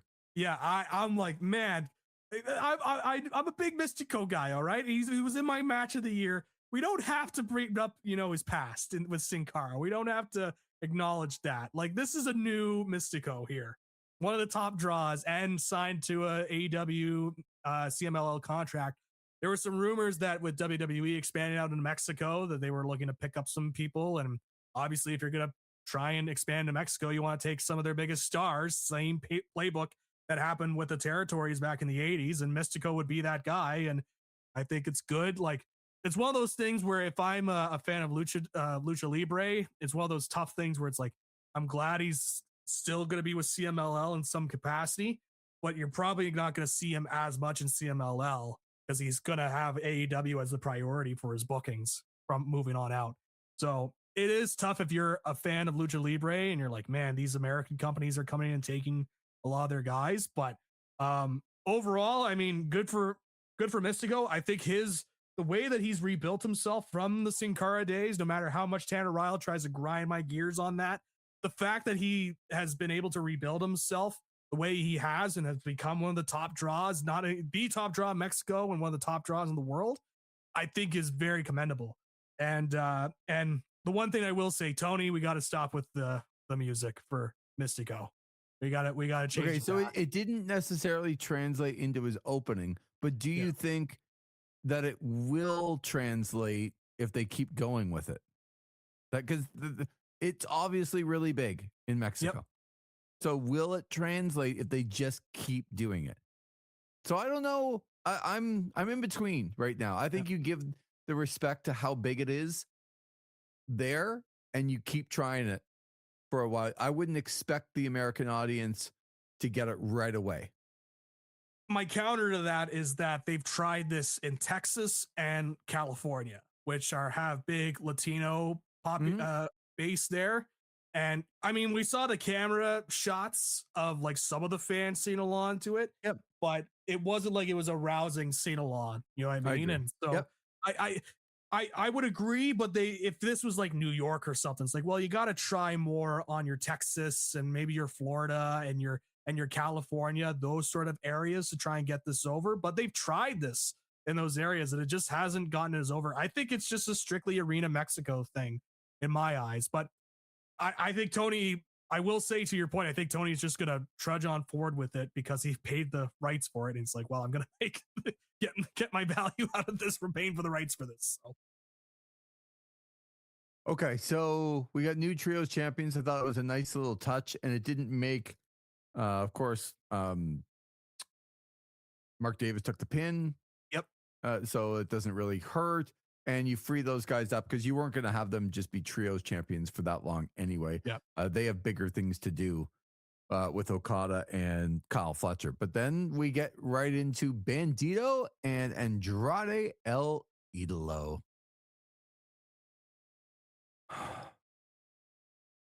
What a closing stretch. So, look, it's been kind of one of my shticks to not be an Andrade guy. Yep. I still don't attach to him like I do others. And maybe it's this weird, jaded pro wrestling fan of me that's like, he's still got a lot to earn, right? Like jumping back and forth and like, how much do you trust the guy and everything else? But I don't like the gimmick of going out and taking pictures and giving the number to 2 women in this match. Yeah. Not 1, but 2. I thought the second one they were setting up for a spot, but no, he just took that number too. It was like, he just did it again. And then he put in like 87 numbers. Like he hit the phone like 1 million times. And I'm like, okay. However, I say all that. First of all, he looks in fantastic shape. Yes. Probably the best he's ever looked. And he is really able to go, especially with somebody else like Bandito that can go. This was a tremendous match, and I loved little things in it. I loved Bandito trying to take off of his pants, and he couldn't take his pants off, and Andrade hit him in the middle of it. Yeah. It was like, well, you're going to put yourself there, I'm going to hit you. Yeah. And then Andrade taking off his pants, and he teased it a couple times. And I know that's not, like, I could care less about Andrade taking his pants off, but right. My point is that the crowd, you could hear, was into it, and he kind of went to do it once, and good for him whether he was actually going to do it or not, because they got the that he didn't do it, and I'm like, he's just taking off his pants. But you know, it drew a reaction, and so he drew it out, and then it became a bigger reaction later on when he actually did it. And this was, as you said, the match kind of built towards the end, and man, just a tremendous match. The best I've seen the 21 plex be delivered in this match too. I'm like, man, because that's a move. I'm like, man, I wish Bandito could stop doing that, but I got to give credit where it's due. This was executed very well in this match. So yeah, well, this is great. The one he hit, which to me, I don't even think they did it. Like they showcased it well enough. Him picking Andrade up, off of the canvas, and deadlifted him up to do it. I'm like, oh my god, sick. Yeah, great match. This is a great match. Andrade wins, and probably the right winner. That, like, I don't know, what does he call the? I'd call it almost like a reverse hidden blade, or like that back elbow. The back elbow. Yeah, that looks so good. Like incredible. It looks clean and flush. Like, oh good. Incredible, right? Yeah. Like it's the Judas effect times 10. Yes. And it just looked like, and that's what I love about pro wrestling, when finishers look like finishers. When you hit it, you're like, yeah, I don't know that guy's getting up. Yeah, because he hit him with that. Yeah, right. Yeah. And he did it twice, and it was amazing. Amazing. And so I think they've done a really good job keeping Andrade and Brody King pretty hot after, they were kind of in the main event scene down, and now they're kind of keeping them hot. Into the tornado tag with Darby Allin, Orange Cassidy, and Roderick Strong against the Dogs. And we talk about the Dogs' name, the War Dogs. They would have to give 50% of the money back to New Japan. So they've gone with the Dogs. Yep. We were bantering around different names, but every name that the Superfan and everybody else came up with, I'm like, no. So I don't like the Dogs, but I haven't heard anything better. And I totally understand that they don't want to give up the money to New Japan. Talk a little bit about Gabe Kidd's press conference afterwards, but I don't want to brag. I'm the only one that picked Roderick Strong and the boys to beat the Dogs. And I thought it was the right move because you've been building up Roderick Strong to be a part of that group. You found him. Now he's back. He's a part of it. He saved Darby Allin and Orange Cassidy a couple times, and I think he needed to be there to win. And they did it. What'd you think of this one? I thought this would have been a really good Dynamite match. Yeah. This was one of those matches where I was looking, I was like, we could have. I get it, because you just debuted David Finlay and in AEW, and you want to showcase the Dogs in AEW. But this could have been a really good Dynamite or even a Collision match in my mind, and would have been done the same in terms of getting it over. This just kind of felt to me as like, all right, this is the match before we get to the Texas Death. And it wasn't bad, for the record. You know me, I'm a big Roderick Strong guy, so I was happy to see Roderick Strong. He still, performs really well. But this was one of those matches where it was good, but this would have suited better in my mind on a Dynamite or a Collision. So the first time all night where I felt like, it could have been on Dynamite, and we could have just gone from the Andrade Bandito match into the Texas Death match. We didn't need this extra one, but it gets 6 more guys, pay-per-view money. You're debuting David Finlay. I didn't like, and maybe I missed it, I don't know how Gabe Kidd's hand got tied. Yeah, I might have turned away for a second because he had it tied underneath the stage there, and he's like trying to break it out. It's like, I guess Darby did something while we were. Well, that's how they explained it. Yeah, Darby did it, but we didn't see it. No, and it was like, okay, no, I guess he's tied up. I guess. Yeah. So, anyway, all right. We are incredibly long already, but I don't care because now it's Texas Death.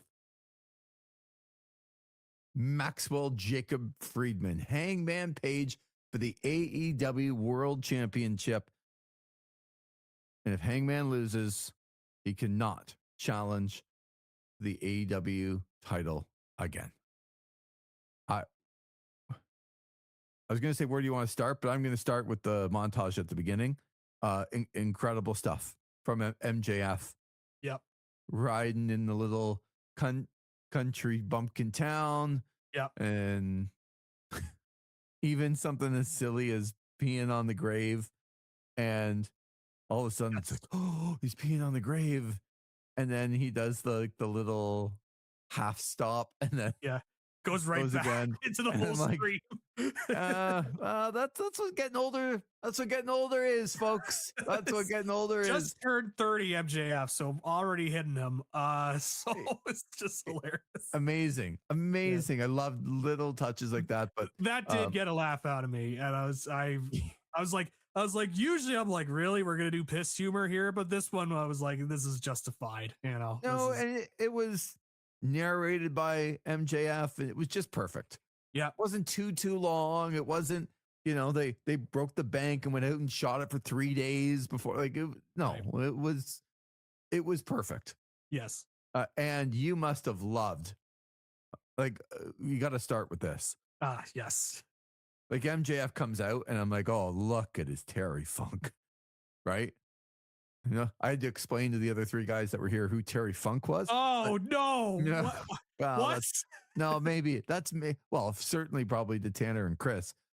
Super fan, maybe, but like Tanner Ryle met Terry Funk at WrestleMania. He showed me a photo.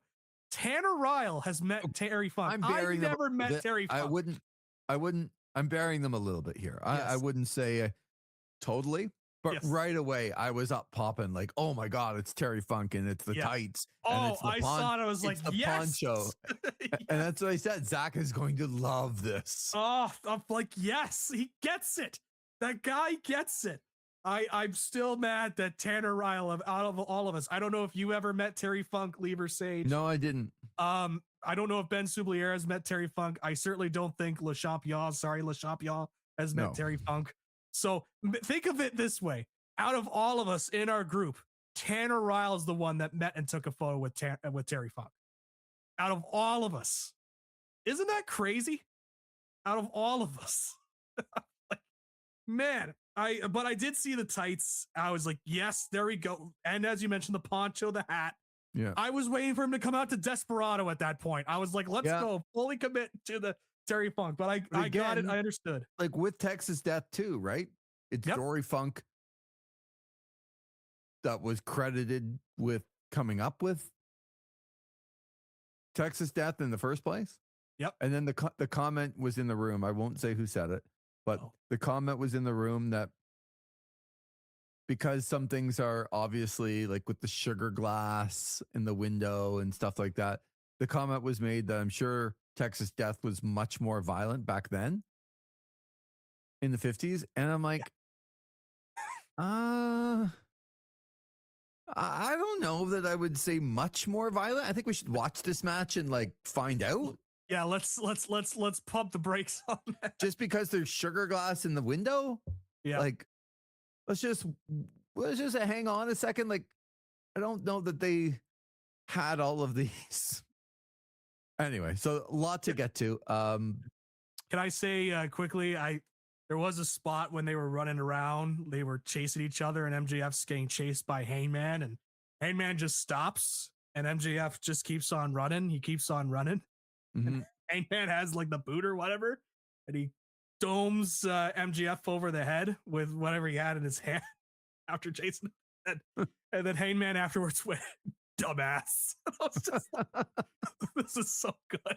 Like, it's so silly, but I'm like, yeah, that's what I'm looking for here. So as the match gets going, you know it's going to be violent. You know they're going to use a whole bunch of things. He came down with barbed wire on his arm already. Yep. To go through it about all the things they had, the window with the glass where they ended up, dragging each other around through it. They had barbed wire on the board. They had chairs. They had all kinds of things. And then, Zach, as the match is going on, they're progressing. And like, to me, it kind of almost started with the syringe. And I understood, anxious to know how you feel about it. I understand the mentality of doing the syringe in the middle of the match from the standpoint of the last brutal Texas Death, Swerve Strickland, Hangman Page. They do the syringe at the end. The syringe in the middle of this one tells you that there is much more to come and that it is just telling you that we are going to raise the bar, but because this is what we're doing in the middle. Now, I don't like the syringe. It's not for me. It wasn't for me last time. And they kept it on, and it was very, very easily accessible to watch the syringe. What did you think of the syringe again, and then the placement of it? So I, like you, was not that fond of the syringe spot when it first was introduced to the Swerve match, because it felt like shock value for the sake of shock value and not part of the greater context of the pro wrestling match. In this case, I understood what they were going for with the syringe. Still a spot that made me like wince when I saw it, especially when I saw the needle go through without getting too descriptive. As soon as I saw that spot, I'm like, okay, I understand where they're going for. You even heard MJF saying, you loved it when he did it, and I'm gonna do it. That means you'll love me when I do it. Like I got it. I understood that spot. I felt like there was at least more reason with that spot as opposed to the previous time that spot was done. And like what you mentioned, I think it's a great observation to steal from Tony Schiavone. Great call, Lever Sage. Great call. That this was in the middle of the match to set the expectations. Like, wow, these guys are doing it in the middle of the Texas Death. What do they have lined up for later on in this Texas Death match? So I felt like there was a more use for it. I'm still not going to sit here and say I love the syringe spot, not because I don't understand what Texas Death is, and I understand it's violent. I've loved past Texas Death matches. I get it. It's just in this case, is like, it sometimes just feels like it's more for shock value as opposed to being part of the greater professional wrestling match. Yeah, if I never see a syringe again in a match, I'd be very happy. Yes, I agree. We're done with it. I don't need to see it again. Yeah. So can't wait to see it 18 more times. It's just not for me. Like it's not something I enjoy about professional wrestling. So, then they do, I don't even know what next. They had, what are those brown things that got stuck in the head of MJF? What are those? Well, there was the skewers. The skewers. That was later on in the match, though. Yeah, I know. There was the skewers. There was the spot I didn't really love. Because I find it corny. It's like you're doing all these hardcore spots, and then we're gonna do this spot. Is when they're battling up on the stage, and they're like, "Oh no, it's all the electrical equipment that's there. All the pyro and whatnot. They can't go through there and blah." And then they all, of course, they dive through, and then there's the giant explosion. See, I didn't mind it because it led me as a fan to believe that they both were not going to get up, which is the scenario that I painted to you on the preview show. They did try to, sell that, but as soon as Excalibur said it, I was like, well, we're not getting the double count out now because Excalibur said it, because that's how commentators work nowadays. Right. As soon as you say it, it's not happening. Yeah. Which is why I try to avoid it when I call some matches, but it is a little bit of a tick. But I didn't love the spot only because I thought in the grand scheme of everything, however you feel about the syringe spot or the skewer spot or the barbed wire or all this stuff, that spot to me felt very corny and I dare I say a little WWE-ish.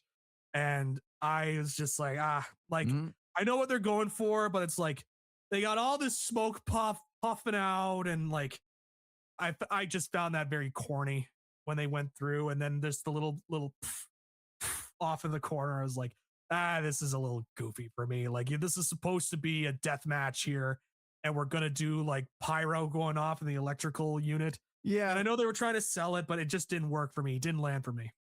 Okay, I didn't love it either. I'm just saying I thought that there was a belief to me that they weren't going to get up. Yep. And so I didn't mind them doing something like that to lead people to believe that it's possible that they might have a double count out. By the way, quick observation on Bryce Remsburg, the best referee in all of wrestling. He boy. did. Okay, so I had the opposite reaction. So, but go ahead. No. I'm saying he's going into the match. Bryce Remsburg is my favorite referee by far. Yeah. I didn't love Bryce in this match. Okay, I was just gonna say I thought he was so noticeable in this. Yeah. So first of all, I don't know what got into him counting at like light speed all of a sudden, but it drove me crazy in the match. All of a sudden, like he's counting, and then like he's at 9, and then the guys have to like whip up. They're dead on the ground, and all of a sudden they got to get up. It just looks abnormal because he's counting so fast. That, and he is so in your face on these countouts. Like, I got you, Bryce. I know you're the referee. Like, all I ask is just 1, 2, but with Bryce, it's 1, 2, like just so over the top. And then it's like, he goes over to MJF and he's like, 3. like pointing at. I'm like, I got it, Bryce. You're the referee. I got it. But he's trying to tell MJF, who's really hurt, that he's at 3. I'm okay with that stuff. No, I find that so over the top. Like, I understand it's like 1, 2, 3, 4. Like, if you want to play it up at 8, 9, 10, but not at 3. Like, come on, like, you know, 3, 4, 5. He's doing all these hand motions while he's doing his like. Just count. So that's all I ask. So a lot of spots here that you're like, oh my God, they're going through some of the things here in Texas Death. But let's get to the end where MJF brings out the dog collar, attaches himself to it as well, making sure that MJF can't go anywhere. Hangman Page, and yeah, I mean, they got it on for a while. He hits the buckshot. I thought that maybe that would be it. But there is some irony, of course, with Adam Page finally being the one to free the AEW title from Jon Moxley as he hung Jon Moxley over the rope with the chain and choked him out to win the title at All In. And after a low blow and the diamond ring, where they were like, oh my God, he's got the diamond ring. I'm like, of all the things that happened in the match, we're surprised now that Max had the diamond ring. All along. We're pretty sure that should have been the first thing that you would be scouting. When's he going to bring out the diamond ring in a Texas death match? But hits him with the ring. But I thought, well executed. Hit Page with the ring. He goes over the rope and he chokes him out down to the floor. An incredible hitting the camera with blood spot. Great visual at the end. Whether they meant to or not, unbelievable. And there's Hangman lying flat on his stomach, and the quick counting. Bryce Remsburg counts him out, and MJF beats Hangman Page, who can never challenge again for the title. What'd you think of the end? Thought the finish was great in terms of execution and shock value, and like what you mentioned, face first, bloody face right into the camera. I thought that was executed very well. Great callback to All In. I was surprised, even though I predicted MJF on this show, I was still surprised because you actually saw it happen. You're like, oh my gosh, they really are going to move forward with this. Mm-hmm. I thought the finish was great. And certainly like you could hear a pin drop in the crowd and whatnot. And sometimes that can be a really good thing, like where it's like, oh, the crowd is so shocked about what they saw.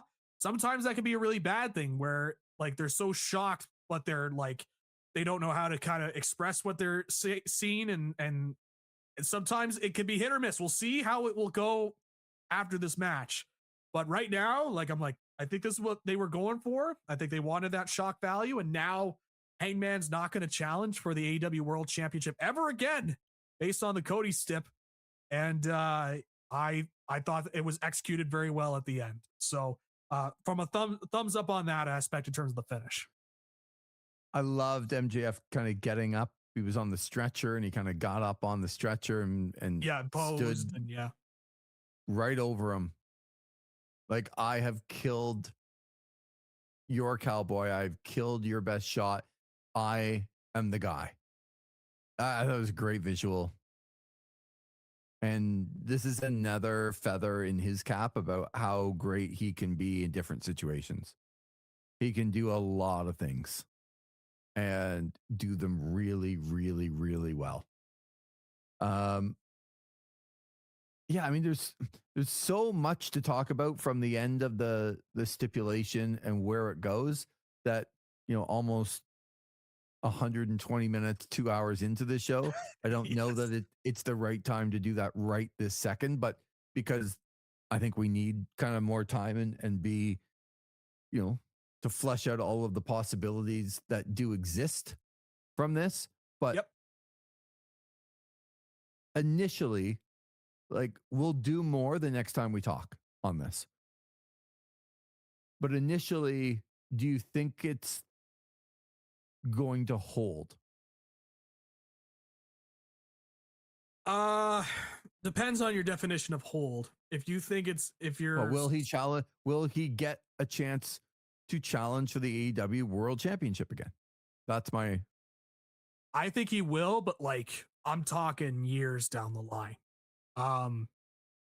I could already see a scenario where it's something to do with Swerve for that championship belt, but that's for another show. But in terms of answering your question, I do think the stip will eventually be lifted, but I don't think it's going to be like in the next 3 weeks or, next couple of months. I think this is a stip that they have to hold on to for at least 3 to 5 years. And then you start talking about lifting the stip and find a way to get out of it, because the big thing that was one of the draws of the match going in was how they stuck to the stip with Cody. Yeah. And that's what made that match feel a lot more impactful. It's like, oh, this stip's now attached to it. There's stakes to this. I need to get involved. I need to see what's going to happen here with this. I think they got to do the same thing with Hangman here, where he's got to stick to that stip and it's got to last for years. And I think 3 to 5 years, I think people would be satisfied if they break the stip or find a way out of the stip because they had held on to it. And they know that if they lose this, it will be a long time before there's even any hope of them getting back in the title picture. So. Yeah, I mean, there's just so many questions and we'll unpack it at another time. I guess I kind of feel, as I told you on the preview show, that I would lose a little bit of my fandom. I don't know that I lost as much of it as I thought I was going to, but I still lost a little bit because they either hold on to this step for a very long time or forever, or they find a way out of it, which I think cheapens how I feel about the company in doing things like this in the first place. And I don't want to feel like that. Honestly, as a fan, I didn't want to be put in this position. And I would argue that you didn't need this stipulation to sell a Texas Death Adam Page MJF main event at Revolution. And let's just pretend the stip didn't happen and everything else was the same. And MJF could literally get up there and say, well, you're never getting a shot when I'm the champion because I beat you in the match and I beat you clean. I beat you your own way. Like everything ended up the same. MJF could just say, like, you're never getting another shot at this. Like, this was your shot. You're never getting another shot. And good luck down the line if somebody else ever beats me and whether you'll get up to the front of the line then. But you're at the very, very back of the line now. And they could have done this without the step, to me. So they better have a good plan. This is one where this was an amazing card. Some negatives, like just from the syringe to like a couple of nitpicky things. But for a card that went almost 5 hours, it was like almost as good as you're going to get. Yeah. Over that length of time. This card reinvigorated me watching this show. But it takes away from it a little tiny bit because I, as a fan, have invested my time in Hangman Page. So you better have a plan here to keep him more than relevant coming up. And it will test my trust with AEW a little bit. I have way more trust in AEW than I do in, I guess, all other promotions. Like it's not close, but it doesn't mean it's at 100. Yeah. Right? It's like it can be at 85 and the WWE's like at, I don't know, 15 to make an even 100. I don't know. But but there's still, it's not at 100. So I don't completely trust them. And this is going to test that, whatever percentage that is, that I don't trust them, even if it's small, this is now going to test it for me. Because if they do something, and again, we'll talk about this later, but all these questions that came up that I think are worth exploring individually, like, can Adam Page ever be in the Owen? Or is he just not allowed to be in the Owen? because if he wins it, then the winner of the Owen gets a shot at the title. But he's not allowed to have a shot at the title. So can he just never be in the Owen Hart tournament anymore? Are they going to hold to that? Like, and then they have these, like every once in a while, I don't even know really how they do it. It's not like WWE with Money in the Bank, but they do have these contracts, right? MJF had it to get a shot and win the title in the 4-way. Is he allowed to ever be involved in any of those things with a contract that's on the line? Because if he's not, he can't be in the Owen and he can't be in those and he can't wrestle for the world title. There's a lot that you start to think he can't do. Right. And again, I think these questions should be answered individually. Like we could do a whole show on like where they could possibly go from this, some of the stuff that they can do. Is it okay for him to turn? And again, this is a bit rhetorical right now, Zach. I don't want you to answer it, but if he turns fully heel, is the biggest heel in the company, and then goes back on his word, because Tony Khan did say at the press conference that this was a verbal contract. This was not a contract in writing, which I think is a really odd thing to say, or like it. I certainly gravitated, as did many, when he said, well, he came to me and he asked me. I said, are you sure? You're crazy, blah, blah, blah. But Tony Khan went out of his way at the press conference to say it was a verbal contract. And is he going to turn fully heel and go back on his word? Because that's what heels do. Yep. I don't know. Is it going to wear on him and wear on him and wear on him to the point where somebody else is the champion and they're like, well, no, you're the best. And you deserve the shot, and I'm going to write it into the contract that you get a shot. Or like, I don't know how they're going to do it, but they're going to have a plan, and they're going to have to keep him very, very relevant to me, because he is one of the best in your company, and he is still very young. Yep, absolutely. So I guess we know what our next show is about. Yes, exactly. I think we'll have an idea. I think we should also, as a kind of a tease for the next one, and this is a classic case of us planning out the show on the air. Nice. Tanner Ryle was at the C4 show this past Friday. Yep. And maybe we can combine it together with Tanner, and I'm sure he would have some thoughts about that stipulation as well, and yes. how that's moving forward. So well, maybe reach out to old Tanner Ryle. Very good idea, because there were multiple title changes. Yep. At the C4 show, which will be very interesting to talk about with Tanner. But this might be one of our longest ever, Zach. Yeah, we are over. I don't think it's as long as the Elimination Chamber review, funny enough, which was like our last big episode, other than the preview episode. No, it definitely is longer. We are past the 2-hour mark. No, but the Elimination Chamber review was like 2 hours 15. No, like it was not. Yeah. Like it was very, very long.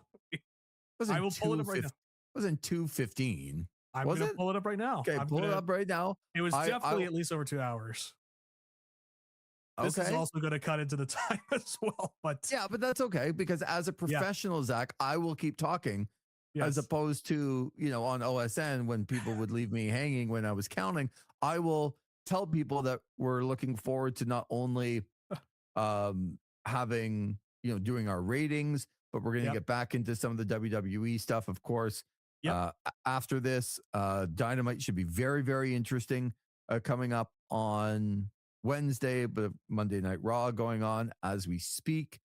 And how they end up getting to, and the fallout from Cody and Randy, which we kind of made fun of at the beginning, but we didn't really get into.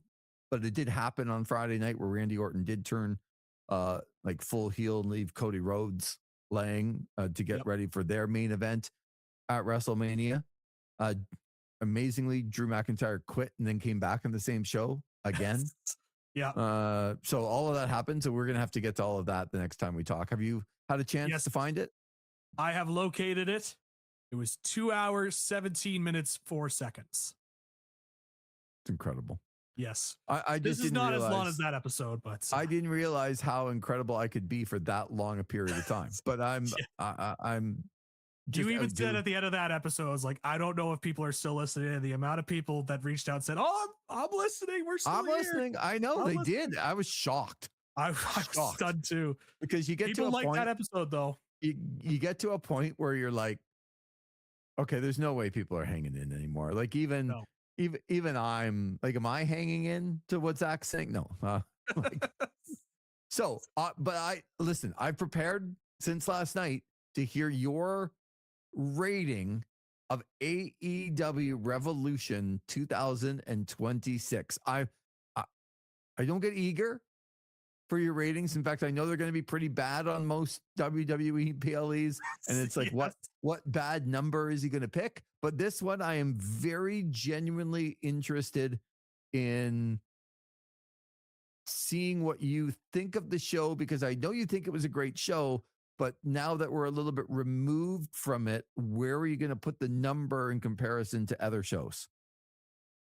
Yeah, I've said on this show before that anything that's in a 9 to 10 category is an all-timer of a show for me when I do my rankings and my ratings.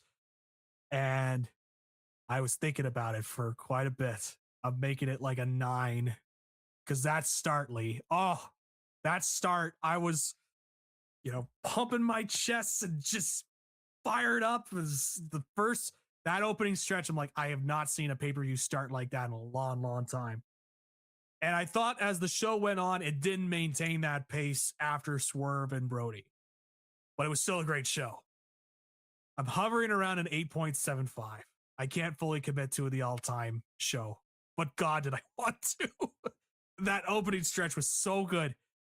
And there were just things along the way that, like, if they had cut down some stuff here and there, maybe cut one or two of the matches, I think I will say, when it came to the Texas Deathmatch, I wanted to love it.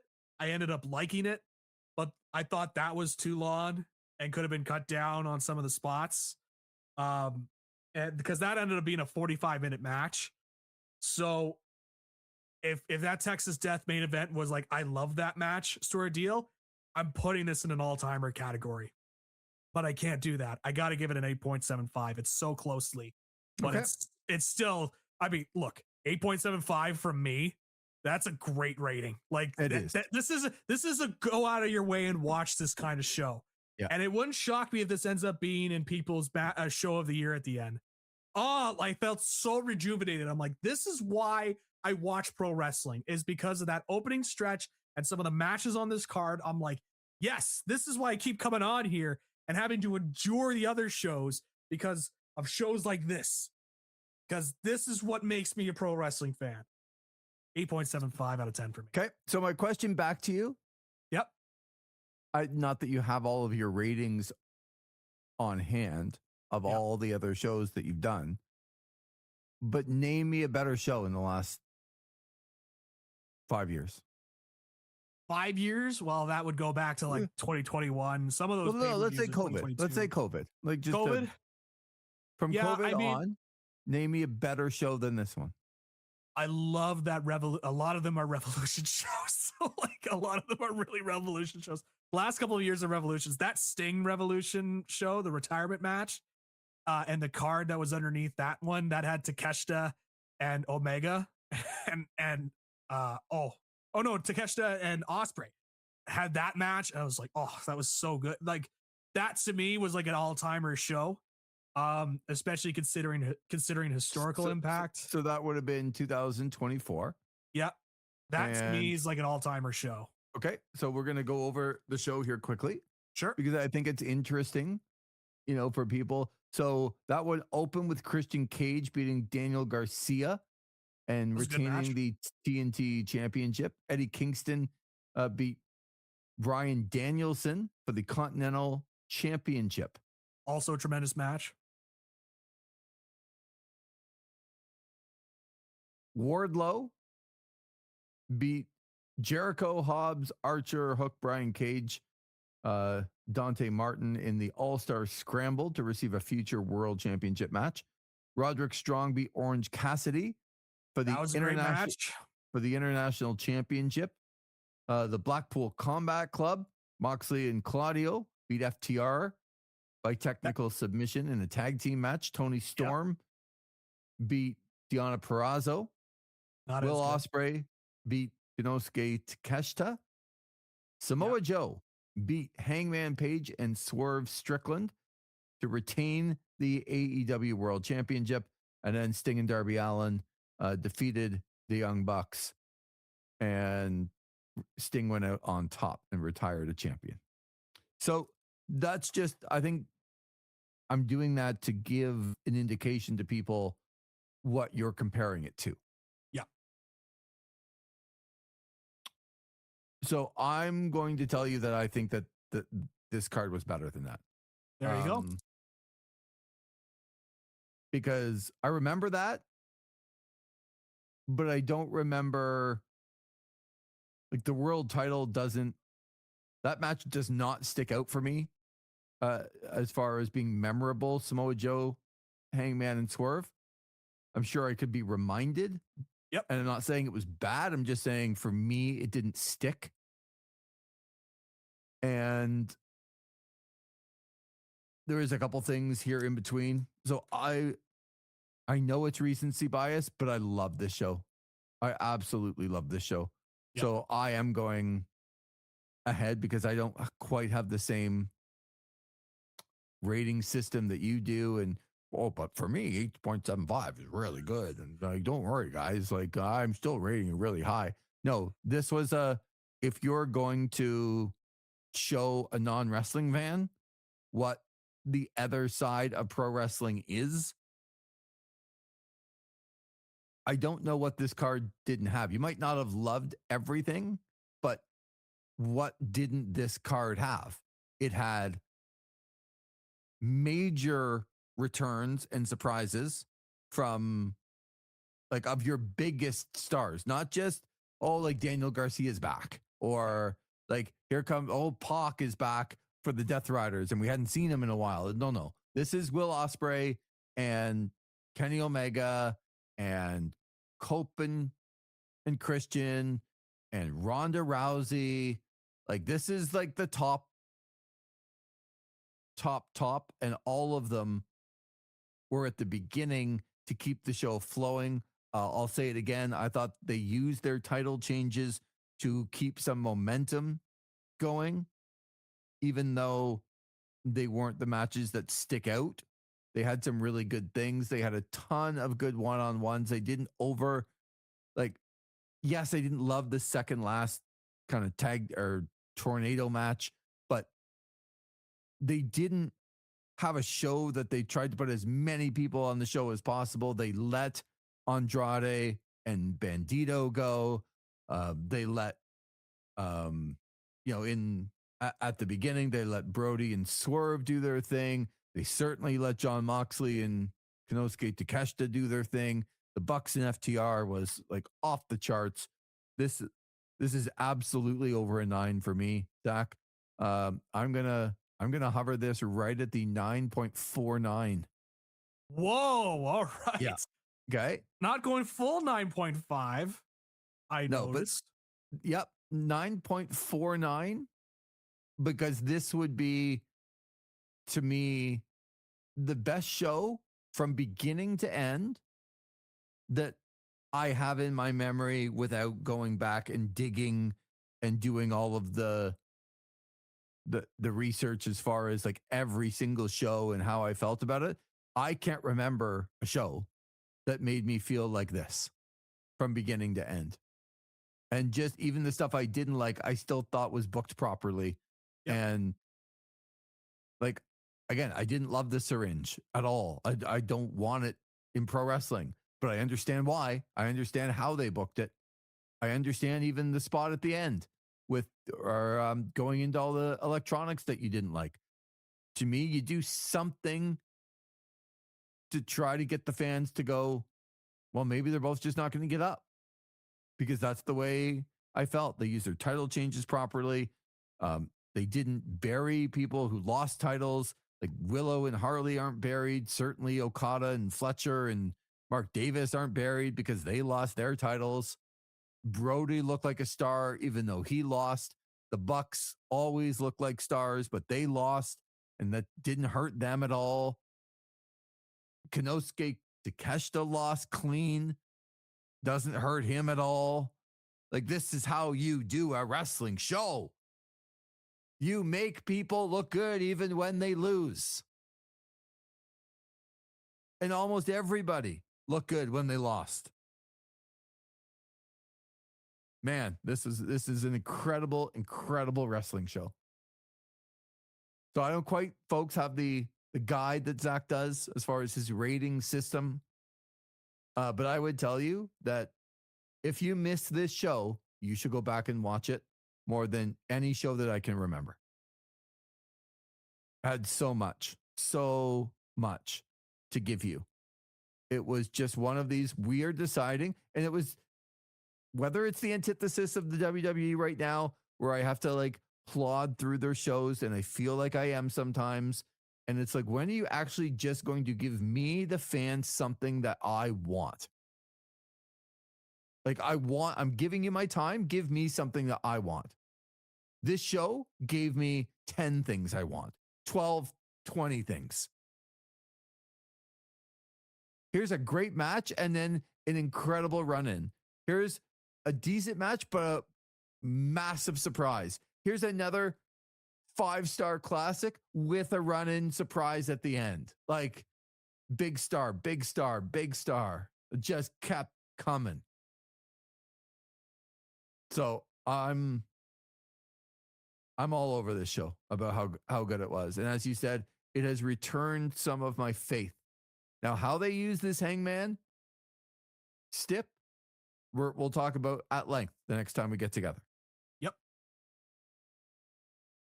Zach, I'm just trying to talk. We're at 2:16. You're just like, let's just break the record at this point. Well, at this point, yeah, it's one of those like, when it's the Iron Man match and they're going for the Iron Man to the hour. So it's like 43 minutes is like, all right, let's get the headlock locked in and let's just kill some time here as we apply the headlock. Well, it's like the Royal Rumble when we're going to have somebody be the longest entrant ever. And yes. Like, let's get them in early and hanging on to the bottom rope and just sitting off in the corner, just like, all right, gonna wait for my spot, gonna wait for my turn. I'll pop in after that. Exactly. So, now, no, I get you. So, and I will say it leads us to the next show. You mentioned that we didn't have an AEW show for like 3 months.